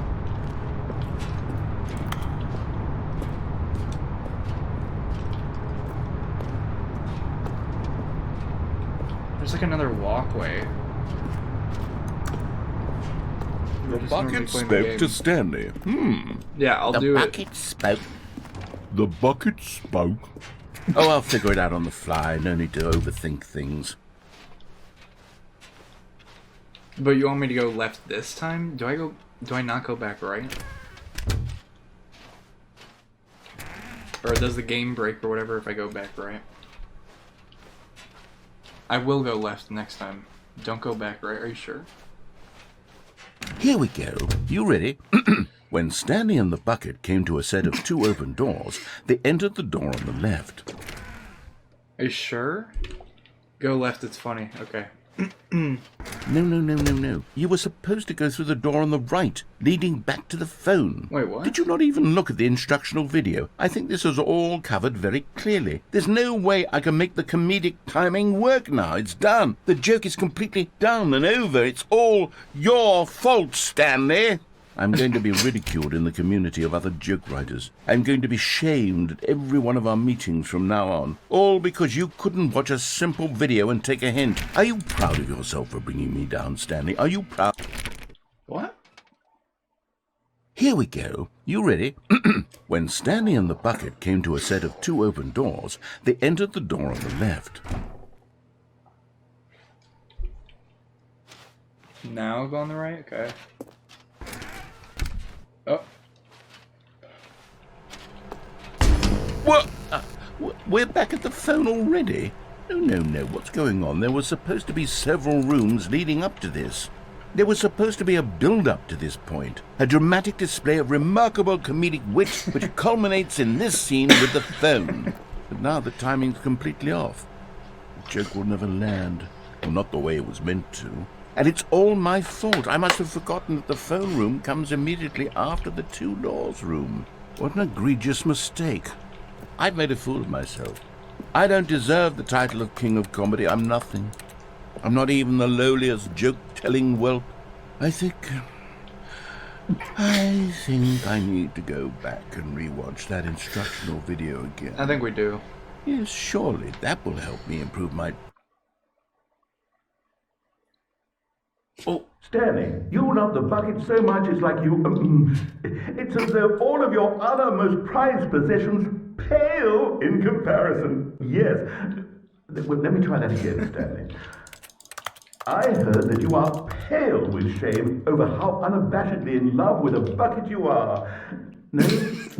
Still not... Is it the delivery? Pale with shame. Pale with shame? Pale... What's another word to describe a bucket? Stanley, this bucket is so metal, I think I saw it playing guitar. No. Getting away from making fun of Stanley's obsession with the bucket, which was the whole point of this. I'm no good at these jokes. I need more instructional videos. That's exactly what it is. That's what will make me the king of comedy again. More instructional videos. Let's see. More of it. No one was here. Stanley needed A the lot of bucket's endings warmth are and comfort changed. now more Probably. than ever. Ooh, broom Perhaps closet. his boss's office was... Oh, Stanley, can you feel it? The broom closet. It wants the bucket. You can feel that, can't you? The aura of jealousy? It's as clear as day. This broom closet believes it deserves the bucket. I can really feel it now. It's a bucket. It belongs in a broom closet. That's what the broom closet is trying to say here. It's supposed to go with the other cleaning supplies. Good for you, Stanley. Don't give in. Don't hand over the bucket. I know how hard it must be, given the pressure that the broom closet is putting on your shoulders right now, but you have to be strong. This is your bucket. This is your companion and lifelong friend. You can't hand it over. Oh, no. We're getting into name-calling now, it seems. Is this how low the broom closet has sunk, that it has to resort to this stream of petty insults simply in order to get you to hand over the bucket? Stanley, I never liked this broom closet for a variety of reasons, but even this is worse than I had imagined. And wait, now the broom closet has the gall to imply that you and the bucket are not truly deep and lasting friends? What? That your relationship is purely superficial and convenient? That your life is so banal and meaningless that you'd feel the same sort of kinship towards any inanimate object which happened to lay in your path in an even partially enticing manner? Well, I never. Go on, Stanley. Lay into it. really tell the broom closet off for its demeaning comments. Expand on the wide variety of experiences you and the bucket have shared together. Go through each of them point by point. Share your journal entries detailing the rich emotional landscape of your feelings for the bucket as they have changed and evolved over the years. Let him have it. Won't let me interact anything. Yeah, take that. Okay, I've got you something which I think will help settle this debate once and for all. Here we go. There. Now it's settled. No more debate, no more discussion. Take a hike, broom closet, with all your meandering philosophical diatribes about the nature of cleaning supplies and their relationship to broom closets in the natural order of things. I wonder if there's more in here. I'm gonna wait like 10 seconds. All right, I've got a second sticker back here, and I'm going to slap it on as well because I think it's appropriate. You see? I feel that it works because the sticker is also a bucket. What? That way, if you're ever Crazy. unsure whether the thing you're holding is a bucket or not, you can look down at this sticker and say to yourself, ah, it's a bucket. There really is a wide variety of applications for this sticker. Yes. Alright, 10 more seconds. 10 more seconds. Get the final word into this broom closet. You know what? I could take the name-calling and the dismissal of your kinship with the bucket, but now the broom closet is just giving us a silent treatment. And to be honest, I'm sick of the pettiness on display. You can stay here all you like, but I've had it with this impetulant room of cleaning supplies. Easily the most childish such room I've ever been in. I'll see you outside, and we can get on with the story about you and your bucket. If I go in here. You found one of them. One of the miniature Stanley figurines. Remember, no reward for collecting all of these, only the intrinsic pleasure of a job well done. You can't buy that sort of happiness, Stanley. God knows I've tried. So, I implore you to savor each and every moment you come across one of these beautiful figurines.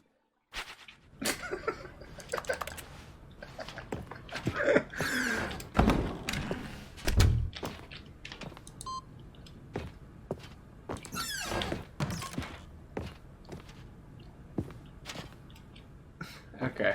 Didn't you want me to leave? Go like this or something? Stepping into his... Didn't you want me to do that? Oh, I already... Oh.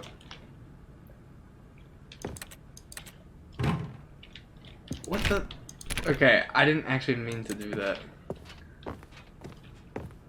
Oh, no. Alright, I guess. What the heck? I didn't think it would actually let me do that. Do I go down here?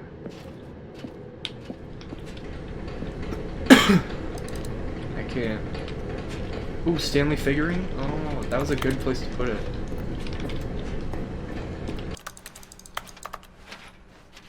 Happy 12th birthday, Stephanie's. Woohoo!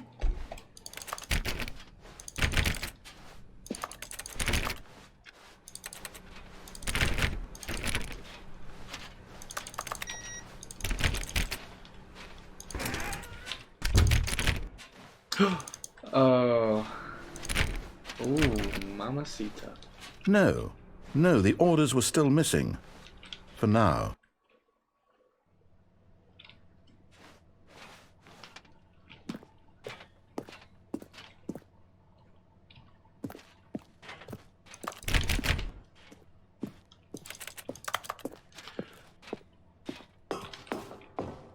Whoa. Give me a figurine, bro. I'm trying to get all 6.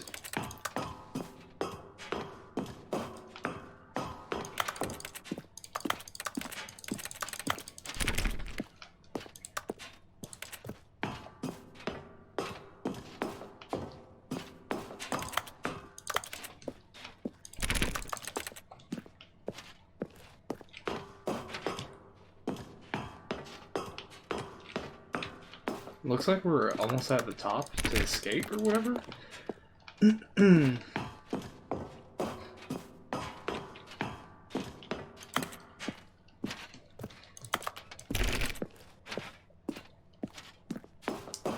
I was wondering what's making the noise. It's the bucket. Escape pod. Warning. Entering the escape pod will initiate a relay.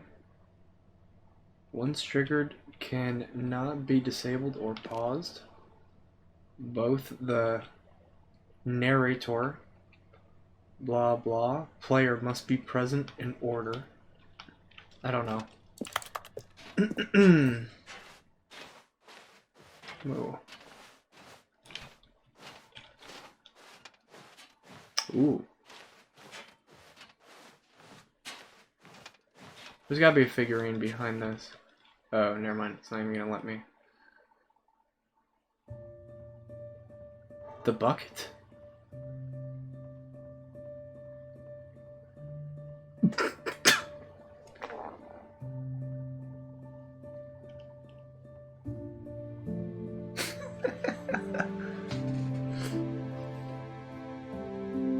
This is Stanley Parable 2, baby.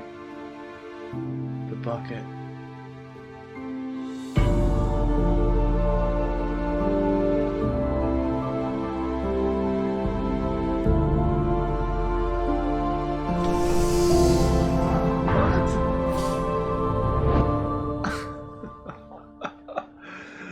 What?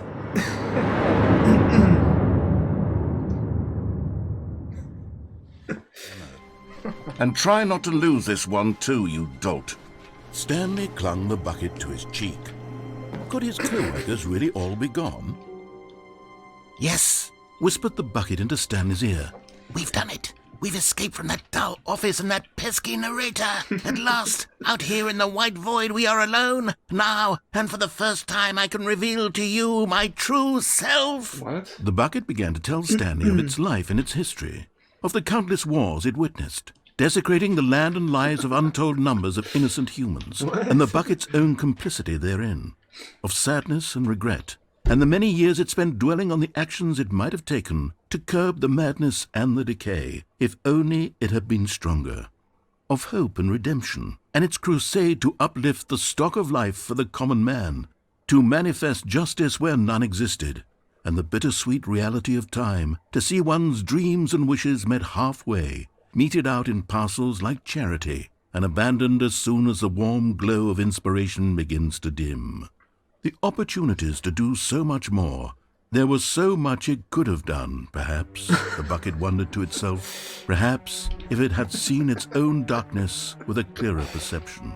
This was way too much for Stanley. What are you talking about? He screamed. You're a bucket! To this, the bucket furrowed its brow. No, Said the bucket. not since the evil wizard Gambhorata first ensnared me in his machinations as payback for the sacred amulet I stole from his treasured vaults. I was young back then and could not conceive the ramifications of... No! Stanley screamed even louder this time. This is stupid! You are a bucket!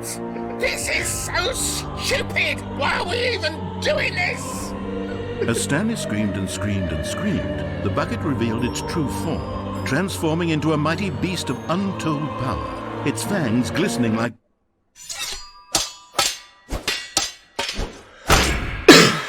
What the? My God, Stanley, you did it. You saved us from the bucket. Thank God you already had all 12 emblems of sages and knew the incantations to summon their true power. Otherwise, we would have easily been overwhelmed by the bucket's power. I'm speechless. You've demonstrated such bravery here today. Come, let's restart the game, and we'll agree to never again go trifling with this bucket, nor the dark magic cast away inside of it. What the heck? What? Whoa, wait, it's... Whoa, the whole game's different.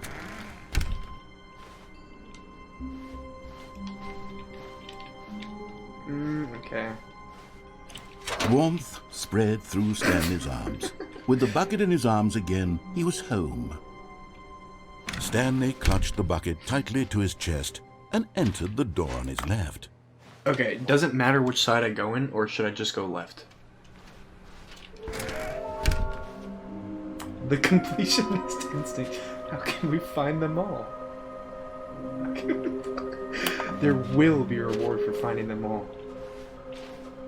Oh. Nearby a fireplace, somewhere both red and blue. Oh god, I know where these places are. Agenda. How can you tell you've spotted one? Well, it makes them float in the air. Who took these pictures of them? Yeah. I know there's Coming to a one. staircase, Stanley and the bucket walked upstairs to the boss's office. Isn't there one down here? But Stanley just couldn't do it. He considered the possibility of facing his boss, admitting he had left his post during work hours. He might be fined for that. And in such a competitive economy, why had he taken that risk? All because he believed everyone had vanished? His boss would think he was crazy. And then something occurred to Stanley. Maybe, he thought to himself, maybe I am crazy.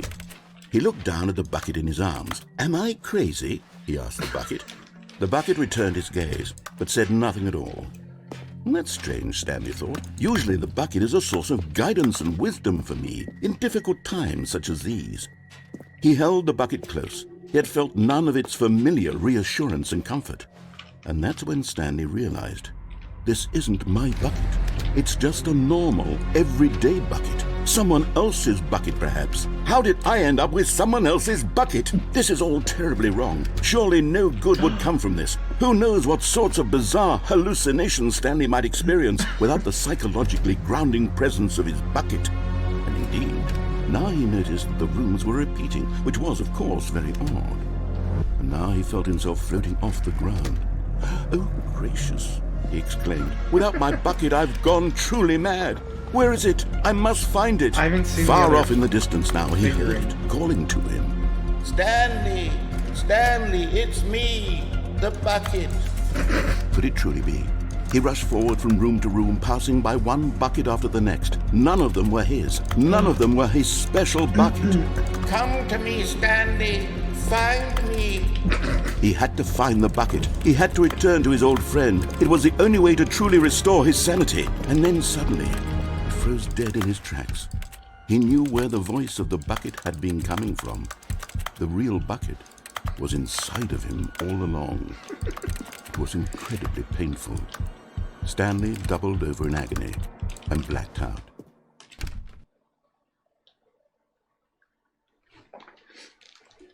This is the story of a woman named Mariella. Oh yeah. Do I have the bucket? Mariella this time? woke up on a day like any other. She arose, got dressed, picked up her bucket of comfort and security, and walked to her place of work. But on this particular day, her walk What was the heck? interrupted by the body of a man who had stumbled through town, talking and screaming to himself, and then collapsed dead on the sidewalk. Right away, she knew what the problem was. This man had no bucket. Of course he'd gone mad, ranting and raving about a narrator describing all of his actions and how No everything bucket. is predetermined and free will is an illusion and it's all just a video game. It could all have been prevented if only he'd taken his bucket with him. Perhaps he didn't even realize he'd forgotten his bucket at home in the first place. How cruel the world can be, Mariella thought, and she hugged her own bucket even tighter. But of course, she had no time for this. There were a myriad of confusing problems she would soon have to confront at work, for which her bucket would provide absolute guidance and total clarity on everything. Heck yes, she thought to herself, my life kicks ass. And she backflipped all the way to work. Oh, you're talking about when I'm in the office? To In the that room? boss's office. Under the stairs? Oh, duh. Another miniature Stanley figurine. This, there really must be a snappier name for these things. What about mini-stands? Stanley figs? What about Stanlerines? Yes, I think I like that. Another Stanlerine under your belt. Stanley may have broken down into an emotional dumpster fire, but Stanley guessed the correct code by sheer luck. Was it that the bucket knew all along? Was the bucket guiding him? Yes, The bucket. this is certainly the most logical explanation. Okay, I'm going back to the name of these little Stanley figurines. and now I'm torn between Stanlerines and Figlies. What do you think, Figlies. Stanley? What name better encapsulates the intrinsic sense of happiness that you get from seeing a small number in the corner of your screen go up by 1? Let me sit on it. I'm sure it will come to me. Oh, are you talking about getting that funny ending again? I should get the funny ending. I thought there'd be one back here. Here for you, Stanley. Everything will be fine. Let's go back up. Wait, Stanley said to the bucket. Can we go back up? When I was pressing those keypad buttons, there was something very intriguing about the number 3. I want to go back so I can try pressing the number 3 again. Wait, number 3. The bucket said nothing. Number 3. Wait, for real? There's something going on? Okay, wait.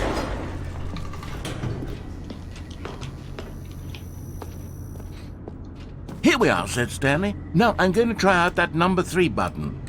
He took the bucket over to the keypad and began absolutely slamming on the number... Well, he said, the number 3 is such a special button. I'm having the time of my life. Stanley looked expectantly at the bucket, but the bucket remained silent. This was a shock to Stanley, who had always felt such a connection with the bucket. How was this not as exciting to the bucket as it was to him? Once Stanley had had enough of the number 3, he got back in the elevator.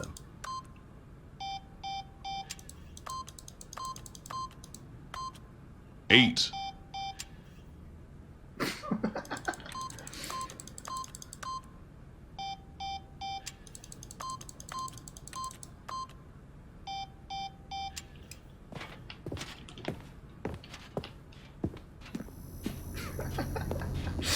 Dude, I like the gym button.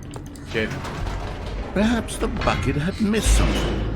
Perhaps it had not seen how much joy Stanley got from slamming the number 3 repeatedly. Alright, we'll go back up. We'll get that special ending. I did it before, but now with the bucket. No, said Stanley to the bucket. You can't go on yet. Not till you understand how much the number 3 means to me. You and I have been through so much together, and I just want you to see what I see. Feel the happiness I feel. He smiled at the bucket, and the bucket said nothing.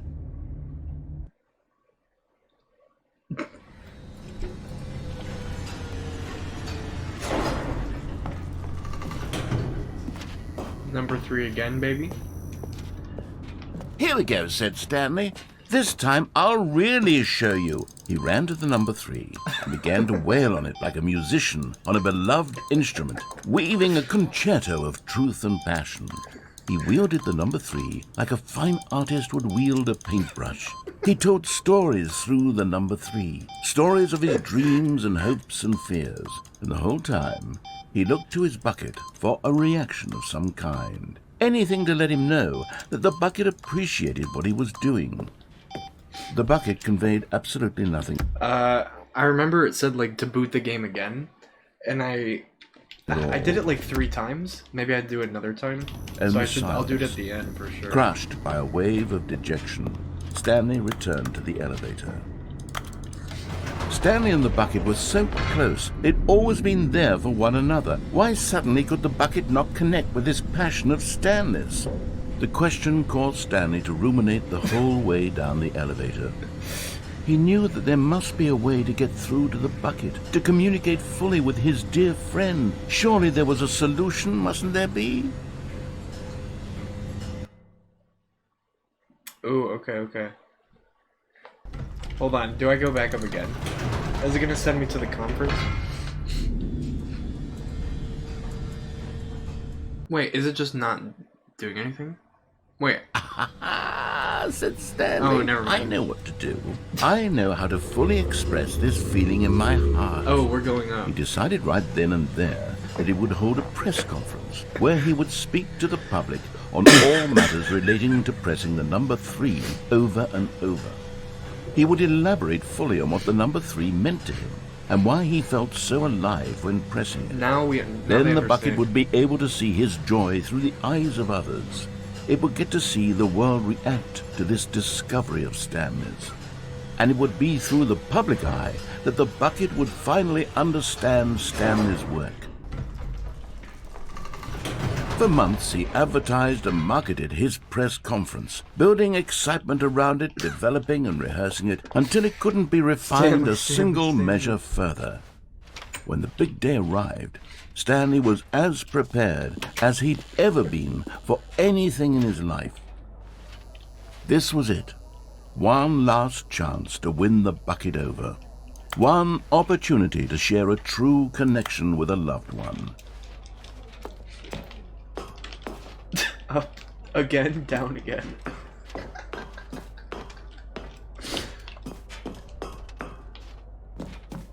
There was no one here. Nobody had come to the press conference to hear Stanley speak. But it to really listen means to press the to number him 3 talk on the about what it keypad. really means to press the number 3 on a keypad over and over. He was unloved, uninteresting, he was a failure. And in that moment, Stanley knew that the bucket would never again take him seriously. There would be no So connection, sad. no deeper understanding. The bucket merely sat there in his arms, indifferent. And so it began that slowly, over many years, the two of them grew more and more distant. They spoke less and less, neither wishing to state the obvious, that any sense of real respect between them had eroded since that day at the press conference.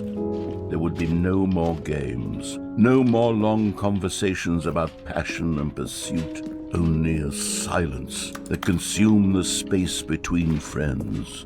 And Stanley, having for once in his life discovered the warmth and comfort of true companionship, was cast back into the unremarkable normalcy of loneliness.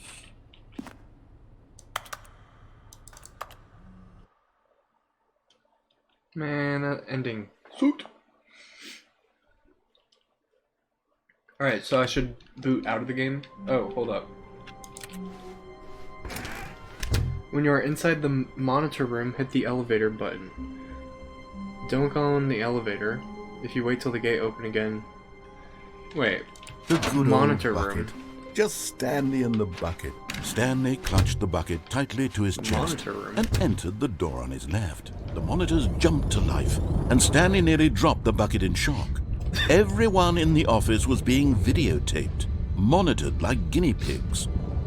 The bucket had never seen anything like this, and it very nearly burst into tears Oh my God. as Stanley cradled it gently, reassuring it that everything would be fine.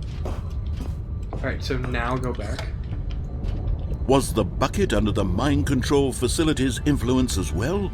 Had the bucket been told to do things it didn't wish to do? What kinds of things does a bucket want to do or not want to do in the first place? Okay, I'll These wait. questions raced furiously in Stanley's feeble mind. See, if I knew that, this would have been a perfect time to just go blow my nose in the bathroom, but... Okay, I'll wait. I didn't even know this. This is creepy. Some secret stuff. The bucket is gonna burst into tears.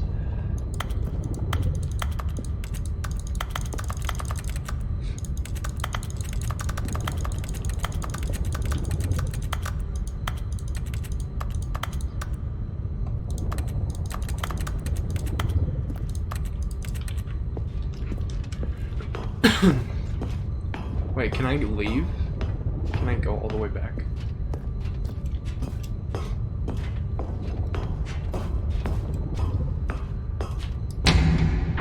Ooh.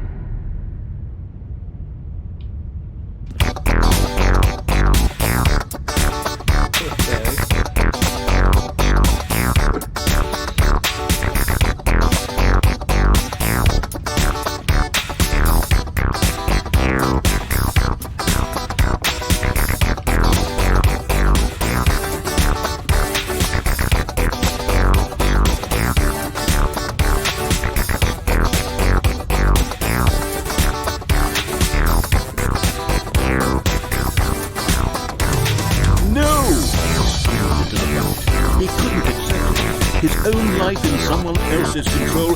Never! He squeezed the bucket. His one friend in the entire world. At this point, he could trust no one except for the bucket. Okay, before I go in this room, is there a way to solve the puzzle? Because I was trying to But solve here it. was the proof. The heart of the operation. Controls labeled with emotions, happy or sad or content. Walking, eating, working, all of it monitored and commanded from this very place. And as the cold reality of You his can jump to past the button. began to sink in, Stanley decided that this machinery would never again exert its terrible power over another human life. For he and the bucket would dismantle the controls for good. Two best friends, Stanley and the bucket, Wait, press the on button with the bucket. Okay. up against the world. I won't They work for it. high-fived in a really cool way, and the bucket made a sassy comment about taking down the system. Classic bucket. Last time I turned it on, should I turn it off?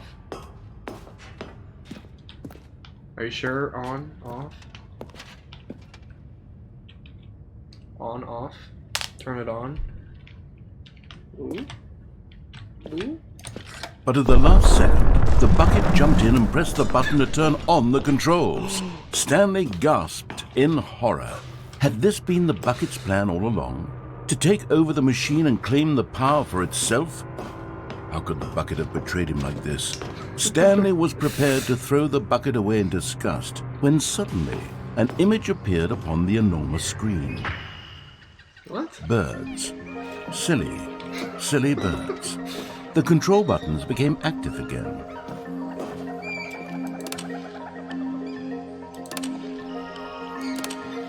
Stanley flipped through one video of silly birds after another, and then it dawned on him. This wasn't a mind control facility at all. It was a facility for monitoring and surveilling silly birds all over the world. The mind controls were only a facade to disguise its true intentions.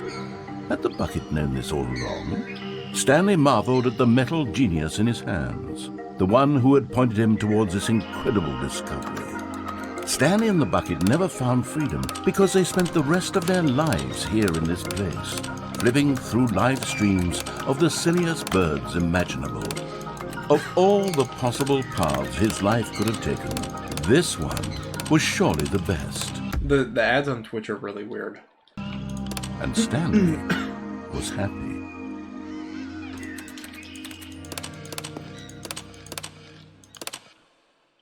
Bird range. Whoa, whoa, whoa. Whoa, whoa, whoa. Whoa. All of his co-workers were gone. What could it mean? Stanley decided to go to the meeting room. Perhaps he had simply missed a memo. Where are we going today? The bucket asked. Stanley pressed the bucket upon every little thing in the office. Nothing responded to the bucket's Welcome touch, to the whiteboard. but it did little to discourage Stanley's belief in the magic of the bucket.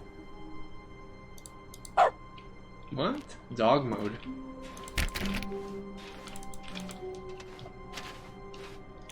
Is the stream an ad note? Yes, of course. It has always been an ad.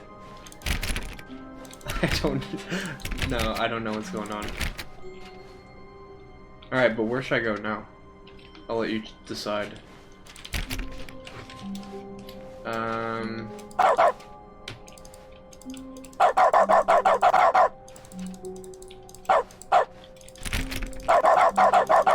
Cargo lift, yeah, good, said the bucket. Now ride the lift all the way to the top. There's something up there I need you to do. Stanley did not question I why went to or the wrong how this place. bucket was speaking to him. It should have alarmed him, of course, because buckets can't talk. But Stanley chose not to think about this obvious fact. He was firmly convinced that the bucket had spoken to him, and he unthinkingly did whatever the bucket asked.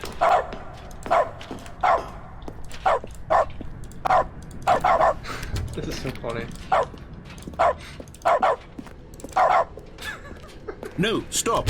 Look there on the wall. You see, there's a sign right there. It says, no buckets past this point. Stanley, how could you think it was okay to bring the bucket here? Unless, what if the problem is that you actually don't know what is a bucket and what isn't a bucket? I suppose that would explain a lot about your behavior up to this point. Which, if that's true, well, my goodness, I think we have to do something about it. This misunderstanding could have dire consequences on the entire rest of the game if not addressed quickly and properly. So much of the impact of the story is dependent on your understanding of what is and isn't a bucket. Please, step in here for a moment.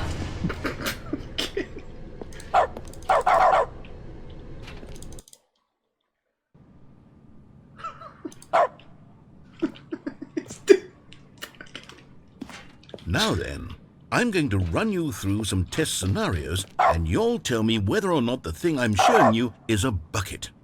Simple enough, right? This should tell us everything we'll ever need to know about what is or is not a bucket. Okay, let's begin. Item 1. Is this a bucket? Should I say no?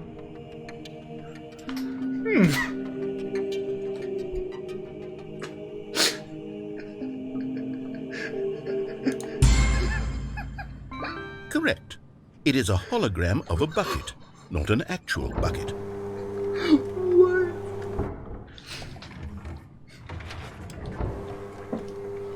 Item 2. Is this a bucket? Huh.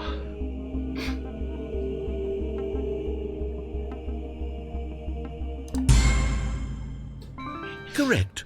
It is a 3D printed recreation of a bucket, not an actual bucket.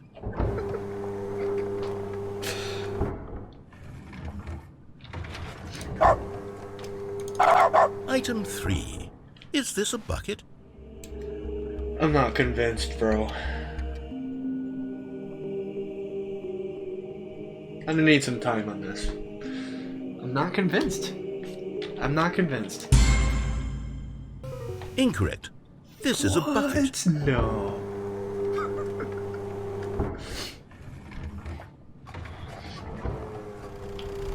Item 4. Is this a bucket? Finally. Are you hallucinating? This is a tractor. It's an enormous machine that tills the earth. I thought this was a gimmick. How on earth did you manage to screw it up? Absolutely incredible. How's it not a bucket? Let's just move on to the next one. How's it not a bucket?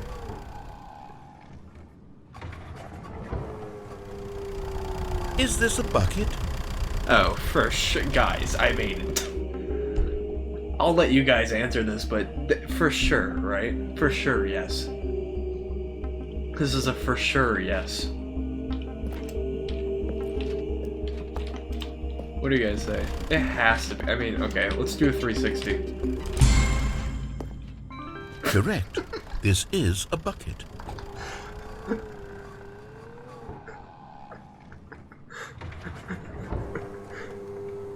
Item 6. Is this a bucket? Are you kidding me?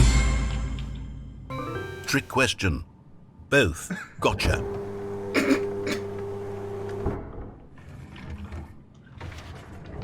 Item...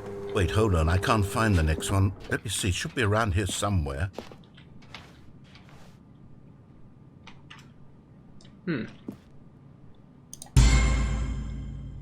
Okay, you and I both know there isn't anything here. And I don't appreciate the implication that nothing is a bucket when we both clearly know that a bucket is something, and therefore nothing could possibly be something. Unless, in your twisted mind, have you somehow convinced yourself that a bucket is nothing? Answer me straight, Stanley. Do you believe that nothing is a bucket?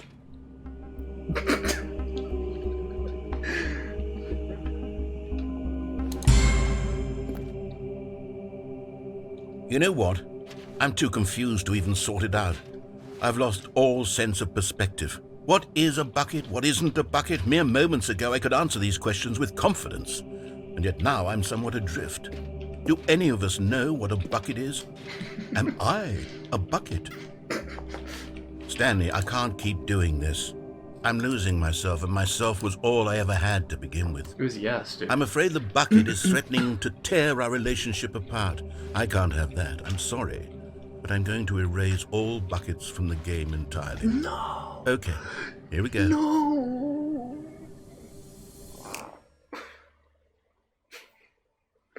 What happened? Is everything gone? Why did everything disappear? Wait, was everything a bucket? Yes. Every single thing in the game was a bucket. Oh my God, I had no idea. How could... Except me.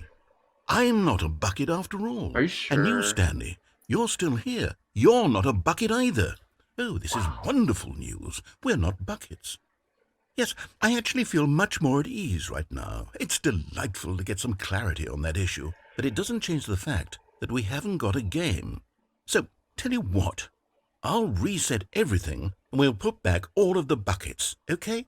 And we'll know that it's all a bucket. But if you run into anyone else, maybe don't mention that.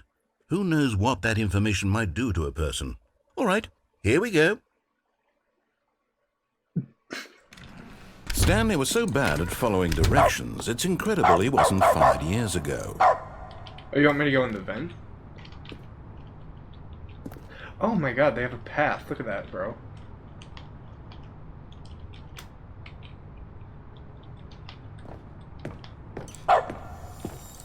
You're getting close now, Stanley. You've nearly gotten all of the Figler anarines. Very soon, you'll collect the last one, and then the first number will equal the second number, and that will be it.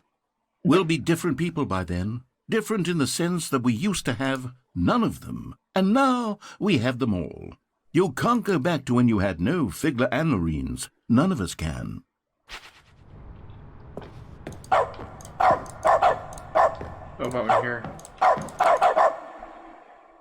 What? Really?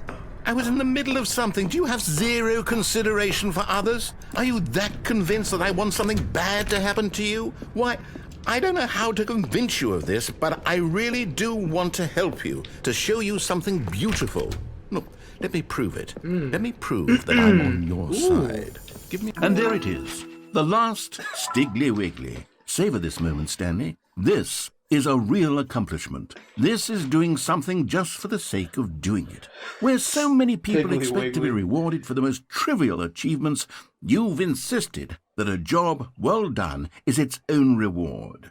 I would tell you that I'm proud of you for collecting them all, but that would be like a reward, and we can't have that. So, instead I'll just say, it's done. We're all done here. And now we can go to whatever the hell you were doing before you hunted for figurines. Oh, begin the game. Okay.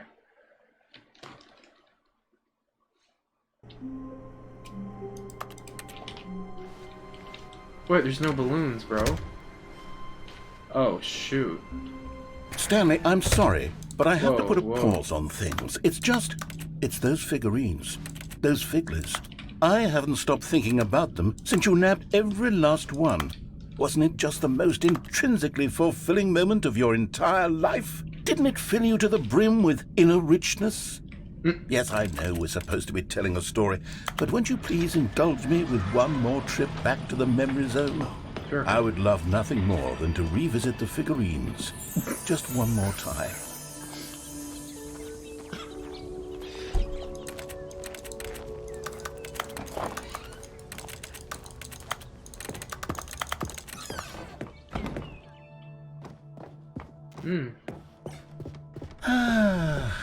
Here's where it all began. The first collectible. Back then, we had no idea of how many of them we'd find. Sure, it said 6 right there on the screen, but how could we know for certain? We were so innocent. We'll never be like that again, Stanley. 7.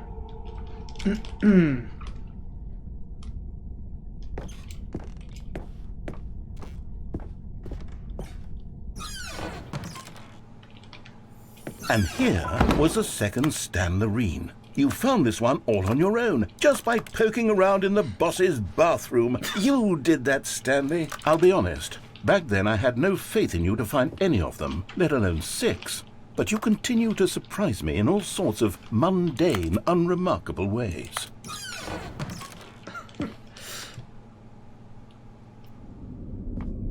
Okay, let's do a little quiz. Which of these rooms was the room you found your third mini stand? Can you remember? Shoot. Bro, my third? I don't know. Yes.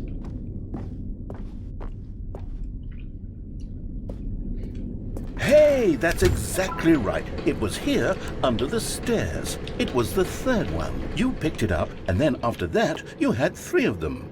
I'm glad these moments are so crystal clear in your memory, but I shouldn't be surprised. After all, science tells us that it's impossible to forget your third time doing anything.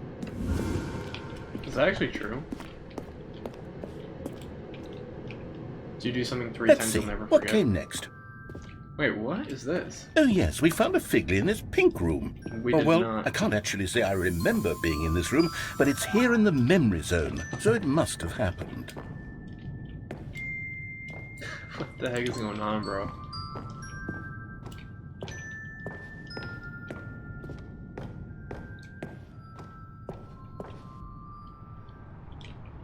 This was the 5th mini-stand, and this one was really something special. It was in the warehouse. Wait, was that actually a place I could have gone before? Was there a path up there? I remember it so clearly. In fact, because this one is particularly special to me, I made a little video to commemorate the occasion. Enjoy.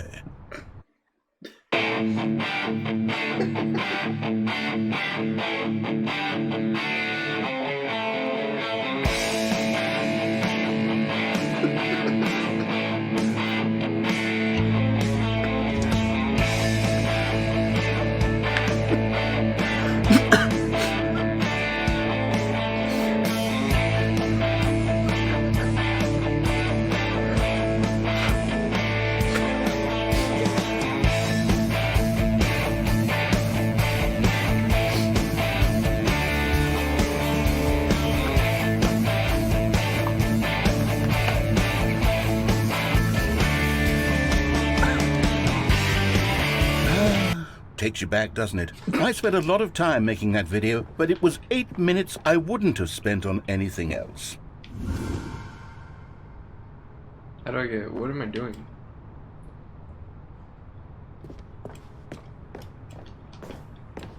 There's no way I can get back up. Keep going. Oh, gotcha.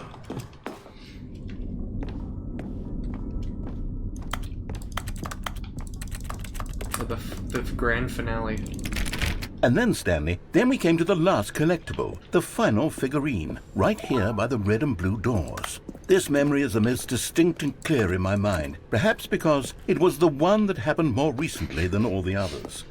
Who can truly say how the mind works?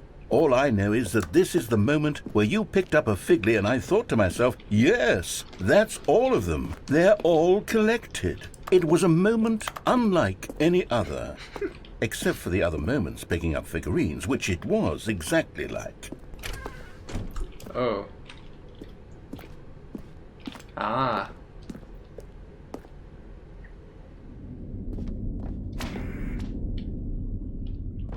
I don't know if I want to go in there. Oh, look at this glitch. Yo, I actually clipped out the map earlier. I'm gonna post it on YouTube. Make a short clip of it. This will be on YouTube later too. Alright, fine. I'll go in the creepy room. And then there was no more. Because we've caught up to the present moment. Nothing left to do but move onward into the future. Goodbye, memory zone.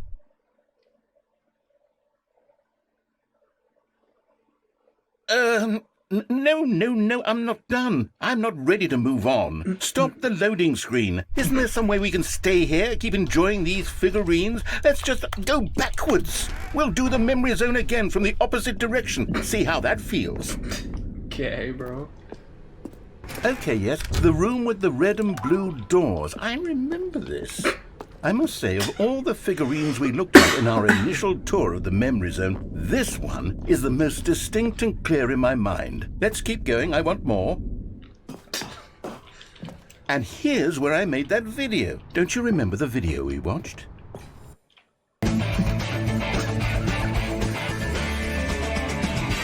Yes, I love that video.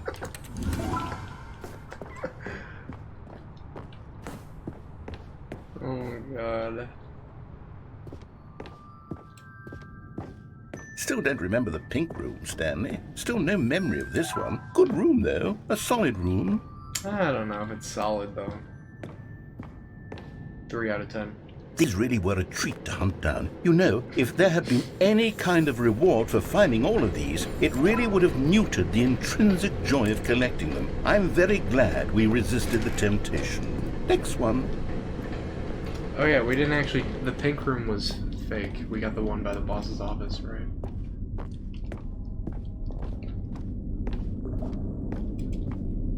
I wonder what's gonna happen when we go... Wait, can we not go? Oh, shoot. Oh, so like one of these gets eliminated, basically? That's what I think. The classic bathroom. This was our second Figley. Don't you remember? Yes, I remember it too. The past is truly a wonderful thing. Why does anyone ever choose to leave it? Keep going. This is it. The very first one we found in the exhibit where I introduced you to the figlarines. Oh, I want more memories, Stanley. I want to keep going. What else is there? What came before this?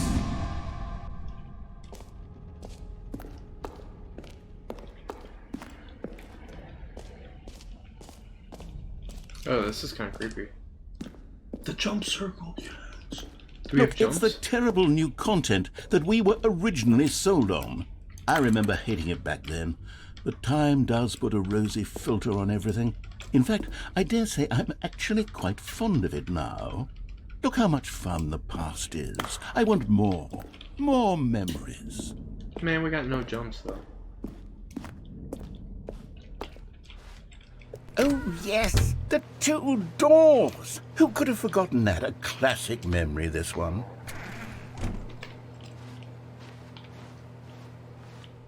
Oh, in the office.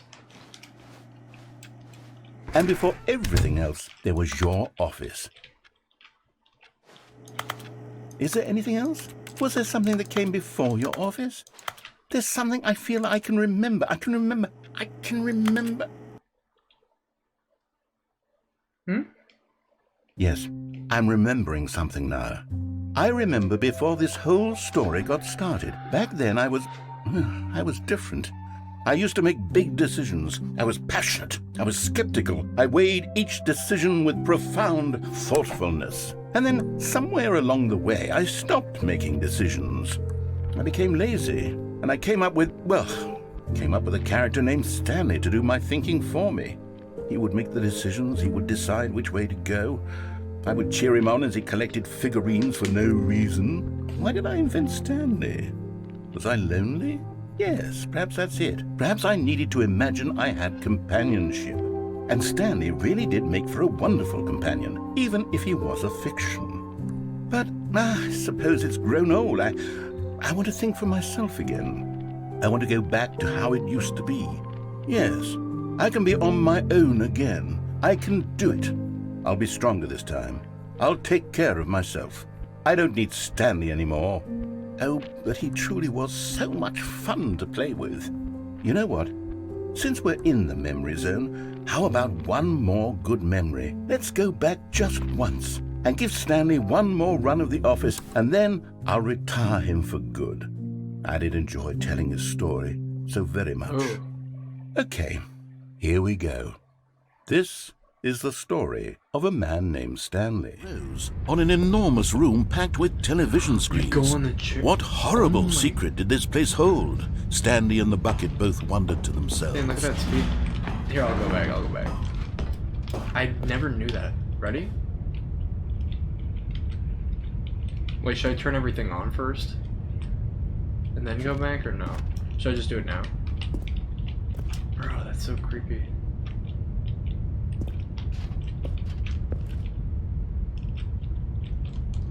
Wait, whoa, look at this bug. Whoa. Wait, there's another catwalk. But just as Stanley was about to proceed further into the mind control facility, he tripped and fell over the railing and into the dark void below. Thankfully, he fell directly onto the bucket, which safely cushioned his fall. Now, what to do next? Stanley wondered. Stanley and the bucket could find no way out of this enormous pit, and so eventually they decided that the best thing to do would be to simply get comfortable down here. So they set up a little couch and relaxed. It really wasn't so bad down here, a bit cold perhaps. After some time had gone by, they installed a few shelves as well, and a sort of kitchenette that was useful for when the bucket was craving paninis. But it wasn't until the rugs and the standing lamps came in that it really started to feel like a home. In fact, after some time, Stanley realized that it had been ages since he had even thought of the mind control facility at all. He'd never gotten to fully explore what was up there, never been able to unearth the many mysteries of the mind control facility. This lack of closure began to eat at him. Soon he was dwelling on his regrets, and the state of their home slowly decayed as Stanley became withdrawn and neglected the cleaning. Wait, what? No. It unsettled the bucket deeply. Stanley wasn't usually like this. The bucket tried to reach out to him again and again, but to no avail. All Stanley could think about, all he could talk about, was going back, doing it over again, staying on the path. It was a mistake to leave the path. It was a mistake. It was a mistake. I need to do what the narrator says. I need to see the true ending.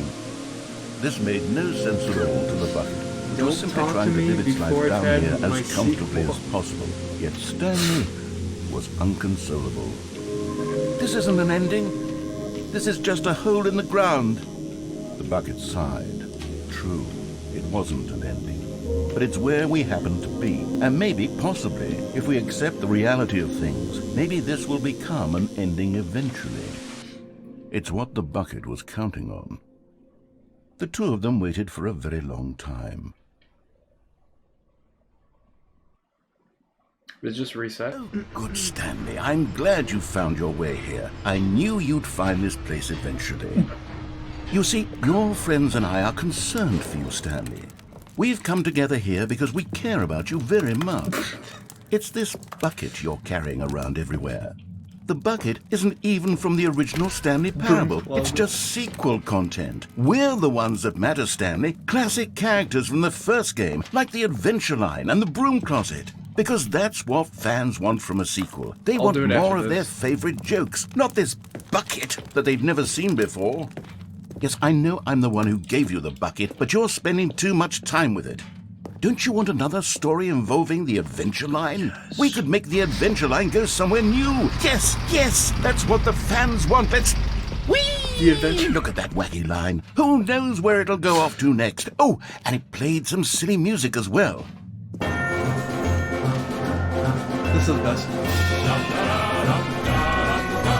Now this is what the Stanley Parable is all about. Don't you remember all those great jokes from the original dialogue? Also, Stanley is addicted to drugs and hookers.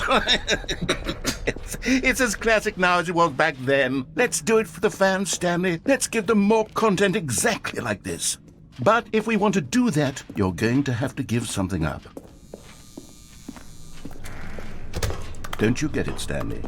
We need to get rid of the bucket. That's why I'm very proud to introduce a brand new character. This is the Bucket Destroyer. I think it'll make a wonderful new addition to the rich lore of the Stanley Parable. True, it also was not in the original game, but it's such a well-fleshed-out character with so much personality that to me it already feels as though it's been part of the cast all along. Don't you agree? Can you guess what the Bucket Destroyer does? Surely you don't need me to spell it out for you. Go ahead now, Stanley. Say goodbye to the bucket, and then pop it into the machine when you're ready.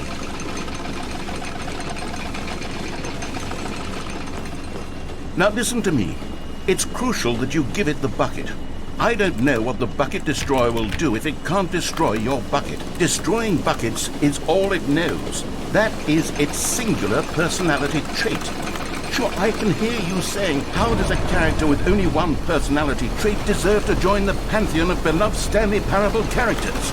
Well, you see, if you were to really explore the Bucket Destroyer, you would see that its desire to crush buckets is so densely loaded with complexity and nuance that it's really like 10 personality traits. What other object in this game can you even say that about? The Broom Closet? Certainly not. I wonder what sort of Bucket Destroyer merchandise the fans will be clamoring for after this. Okay, the bucket destroyer is getting very upset now. You'll have to hurry and feed it. We can't get back to the classic Stanley Parable characters like the Adventure Line or the bucket destroyer until you crush that damn bucket. Quickly now, the fans are waiting. Do it, the fans, Stanley. Give the fans what they want. Hurry and...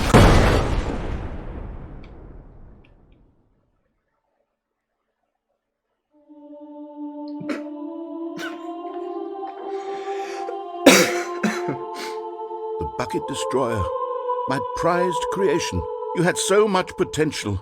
We were going to do such marvelous things with you, tell such spellbinding stories about you. All of it squandered now. Goodbye, new friend. For the moment in time that you were here, you were magnificent. Heart touching.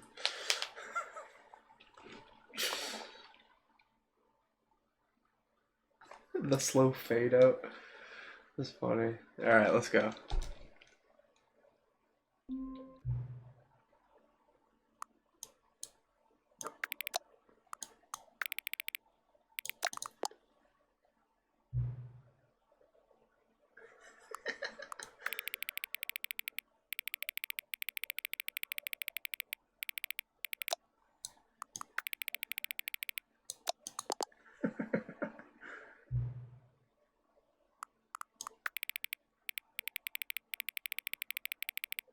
Is this 9? I don't even know, bro. I'm pretty sure that was 9. Okay, that's for sure 9. Please adjust the slider. Please stop adjusting the slider. Let's say about here. Pretty good. Which of the two made-up words below is most appealing to you? Ancuboinkle? Scrum boinkle. Please don't adjust the slider. No, let's do it just a little.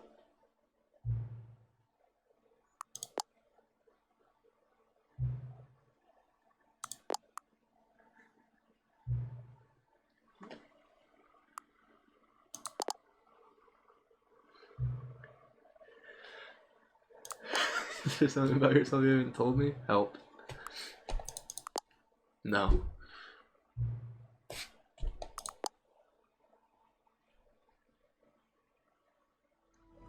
Alright, quit again. Let's do it. Does anyone truly know? Of course they don't.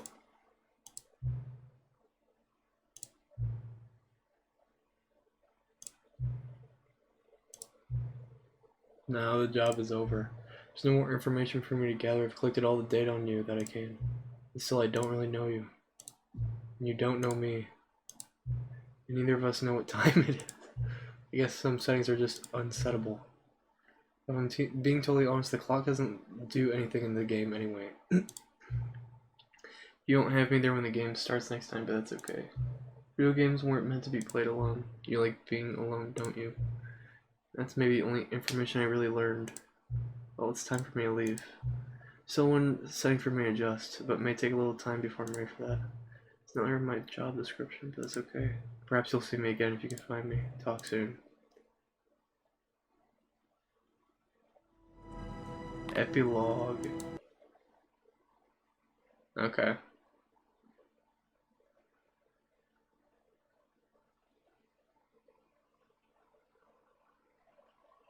Many years later.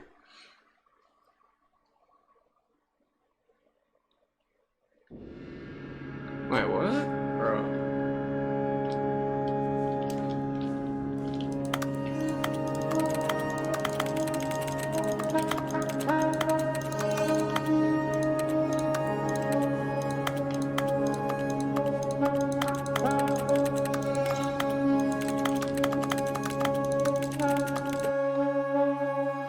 Oh yeah, the skip button.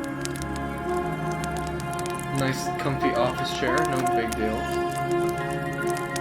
Looks premium, brand new.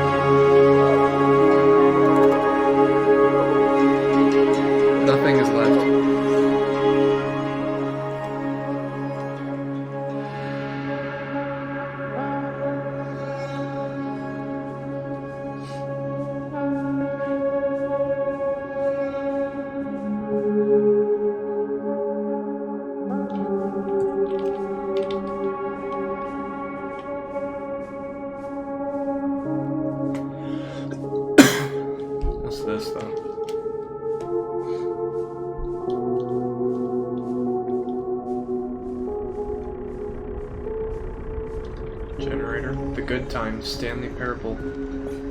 Oh no, we don't like Stanley. We like original Stanley Parable.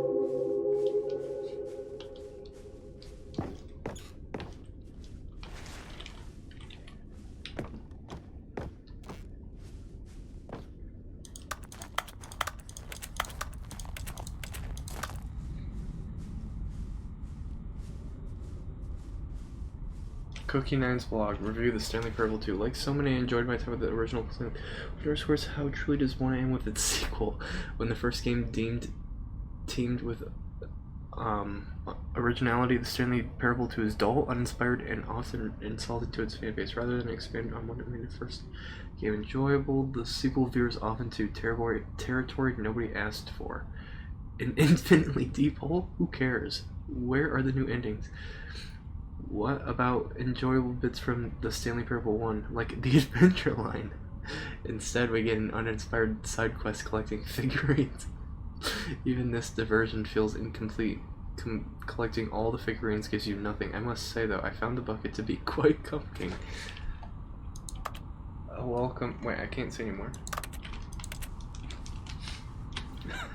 The bucket.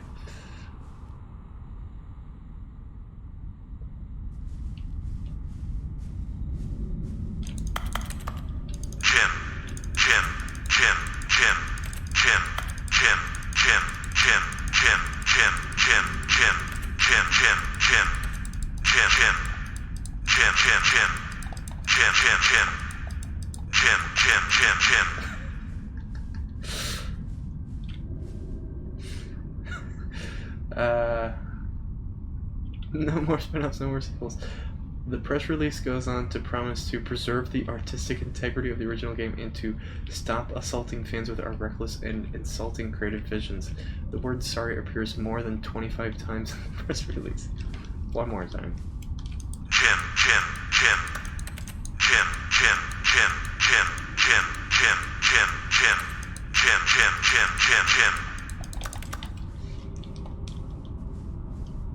Ooh, here's some more. 4.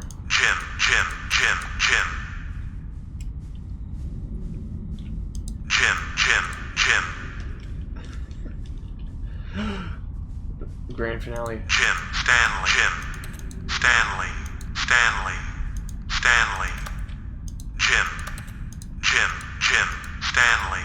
Stanley.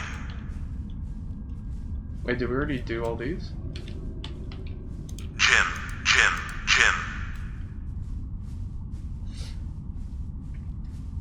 Of course, who could forget the figurines? That's the main purpose of this game.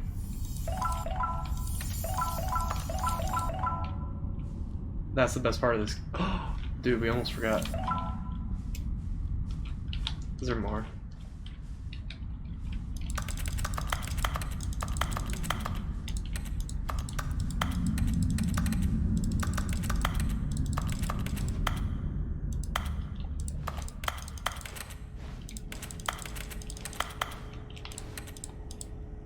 Oh, what? Wait, bro. No. Hello again. It's nice to see you. But it's terrible to learn that there will never be another Stanley Parable game. Preserve the integrity of the franchise? What nonsense. The Stanley Parable is not sacred. We do not need to protect it. Screw the legacy. Let's keep making Stanley Parable games until the sun explodes. Let's run this franchise into the ground. Let's drag it through the mud and back. And if people hate it, who cares? See the narrator's problem. He was so obsessed with what people thought of his work. Don't make his mistake. Don't cling to the legacy. Let it burn. It's not hard, in fact. Let me show you. Together we're going to make Stanley Parable 3. All we gotta do is change the number in the game's title screen. We also really need a really dumb subtitle for the game. Combine some random words. Okay.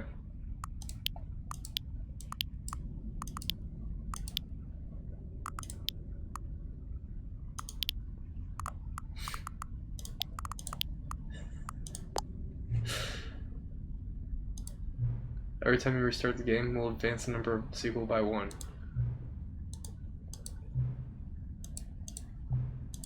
Let me try. do you say? Shall we go forward with this plan?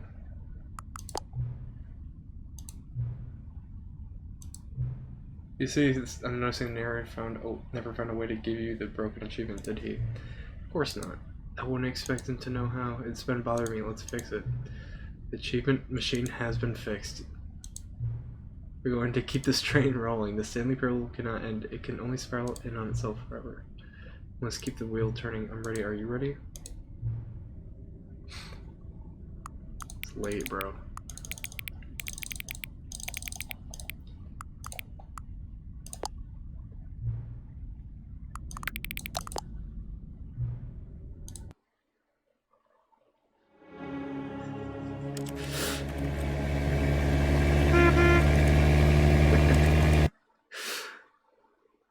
Room of Ultra Deluxe. Wait, if you're still carrying the bucket around with you, if the bucket is interesting to you, that means I must have made it correctly.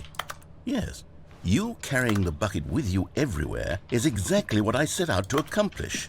The bucket is the exciting and captivating new content that I promised. I did it! I win! I made a sequel to the Stanley Parable! Yes, the sign is correct. Thank you for enjoying the new content. Thank you for taking the bucket everywhere with you, clinging tightly to the bucket, never letting it go. It means I've won. It means I am victorious over the gamers. It is a sweet salve of victory on my soul. Thank you for enjoying the new content. The bucket is the Stanley Parable now. They are one and the same. There is no Stanley Parable without the bucket. I win. It didn't let me go in there. I win. I win. I win. I win. I win. I win. I win. It wouldn't let me go in there. Naturally spring up around them. Here we are. Go on. Wait, try I can out get some of another? the new features. Let's go.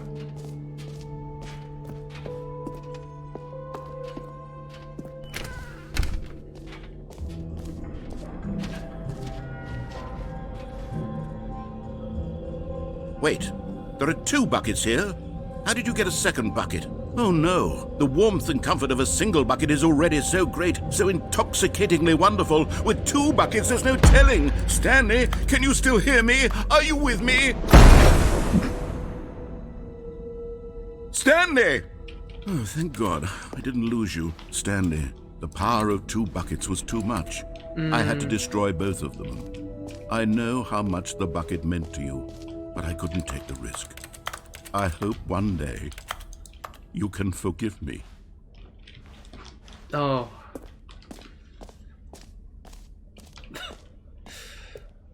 Lame.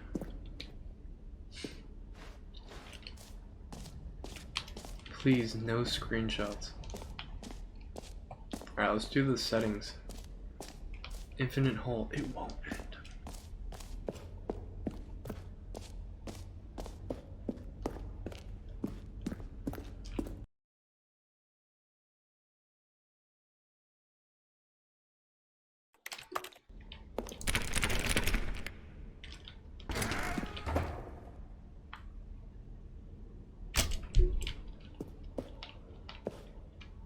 Aha! I can see you've gotten the Settings World Champion achievement. Well done. You've experienced every setting, traveled to all corners of the settings menu. There's nothing you haven't seen. So, just for you, in the Stanley Parable 2, I'm including an entirely new setting, something called bumpscosity.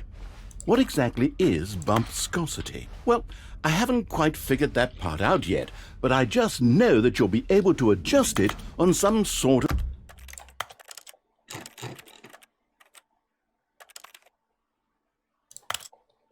of slider, and that it'll be available from the settings menu. We'll sort the Bumpscosity.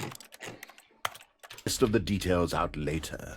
I hope you're looking forward to trying out every level of bumpscosity in the Stanley Parable 2. I am, bro. Bumpscosity? No.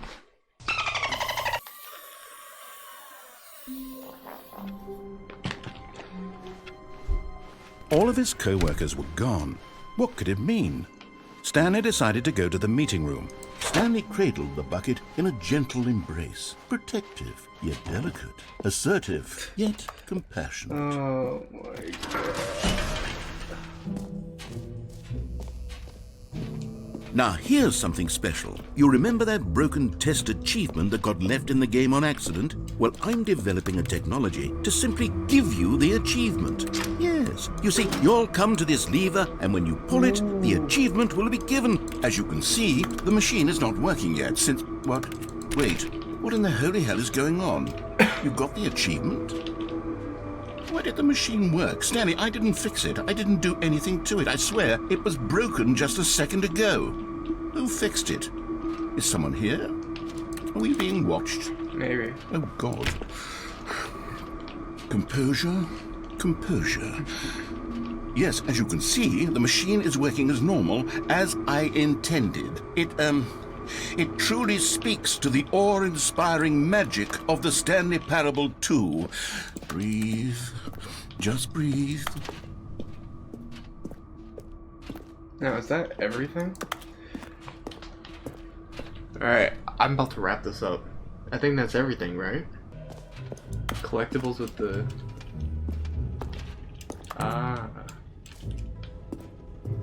But we basically did everything. I'm out in peace.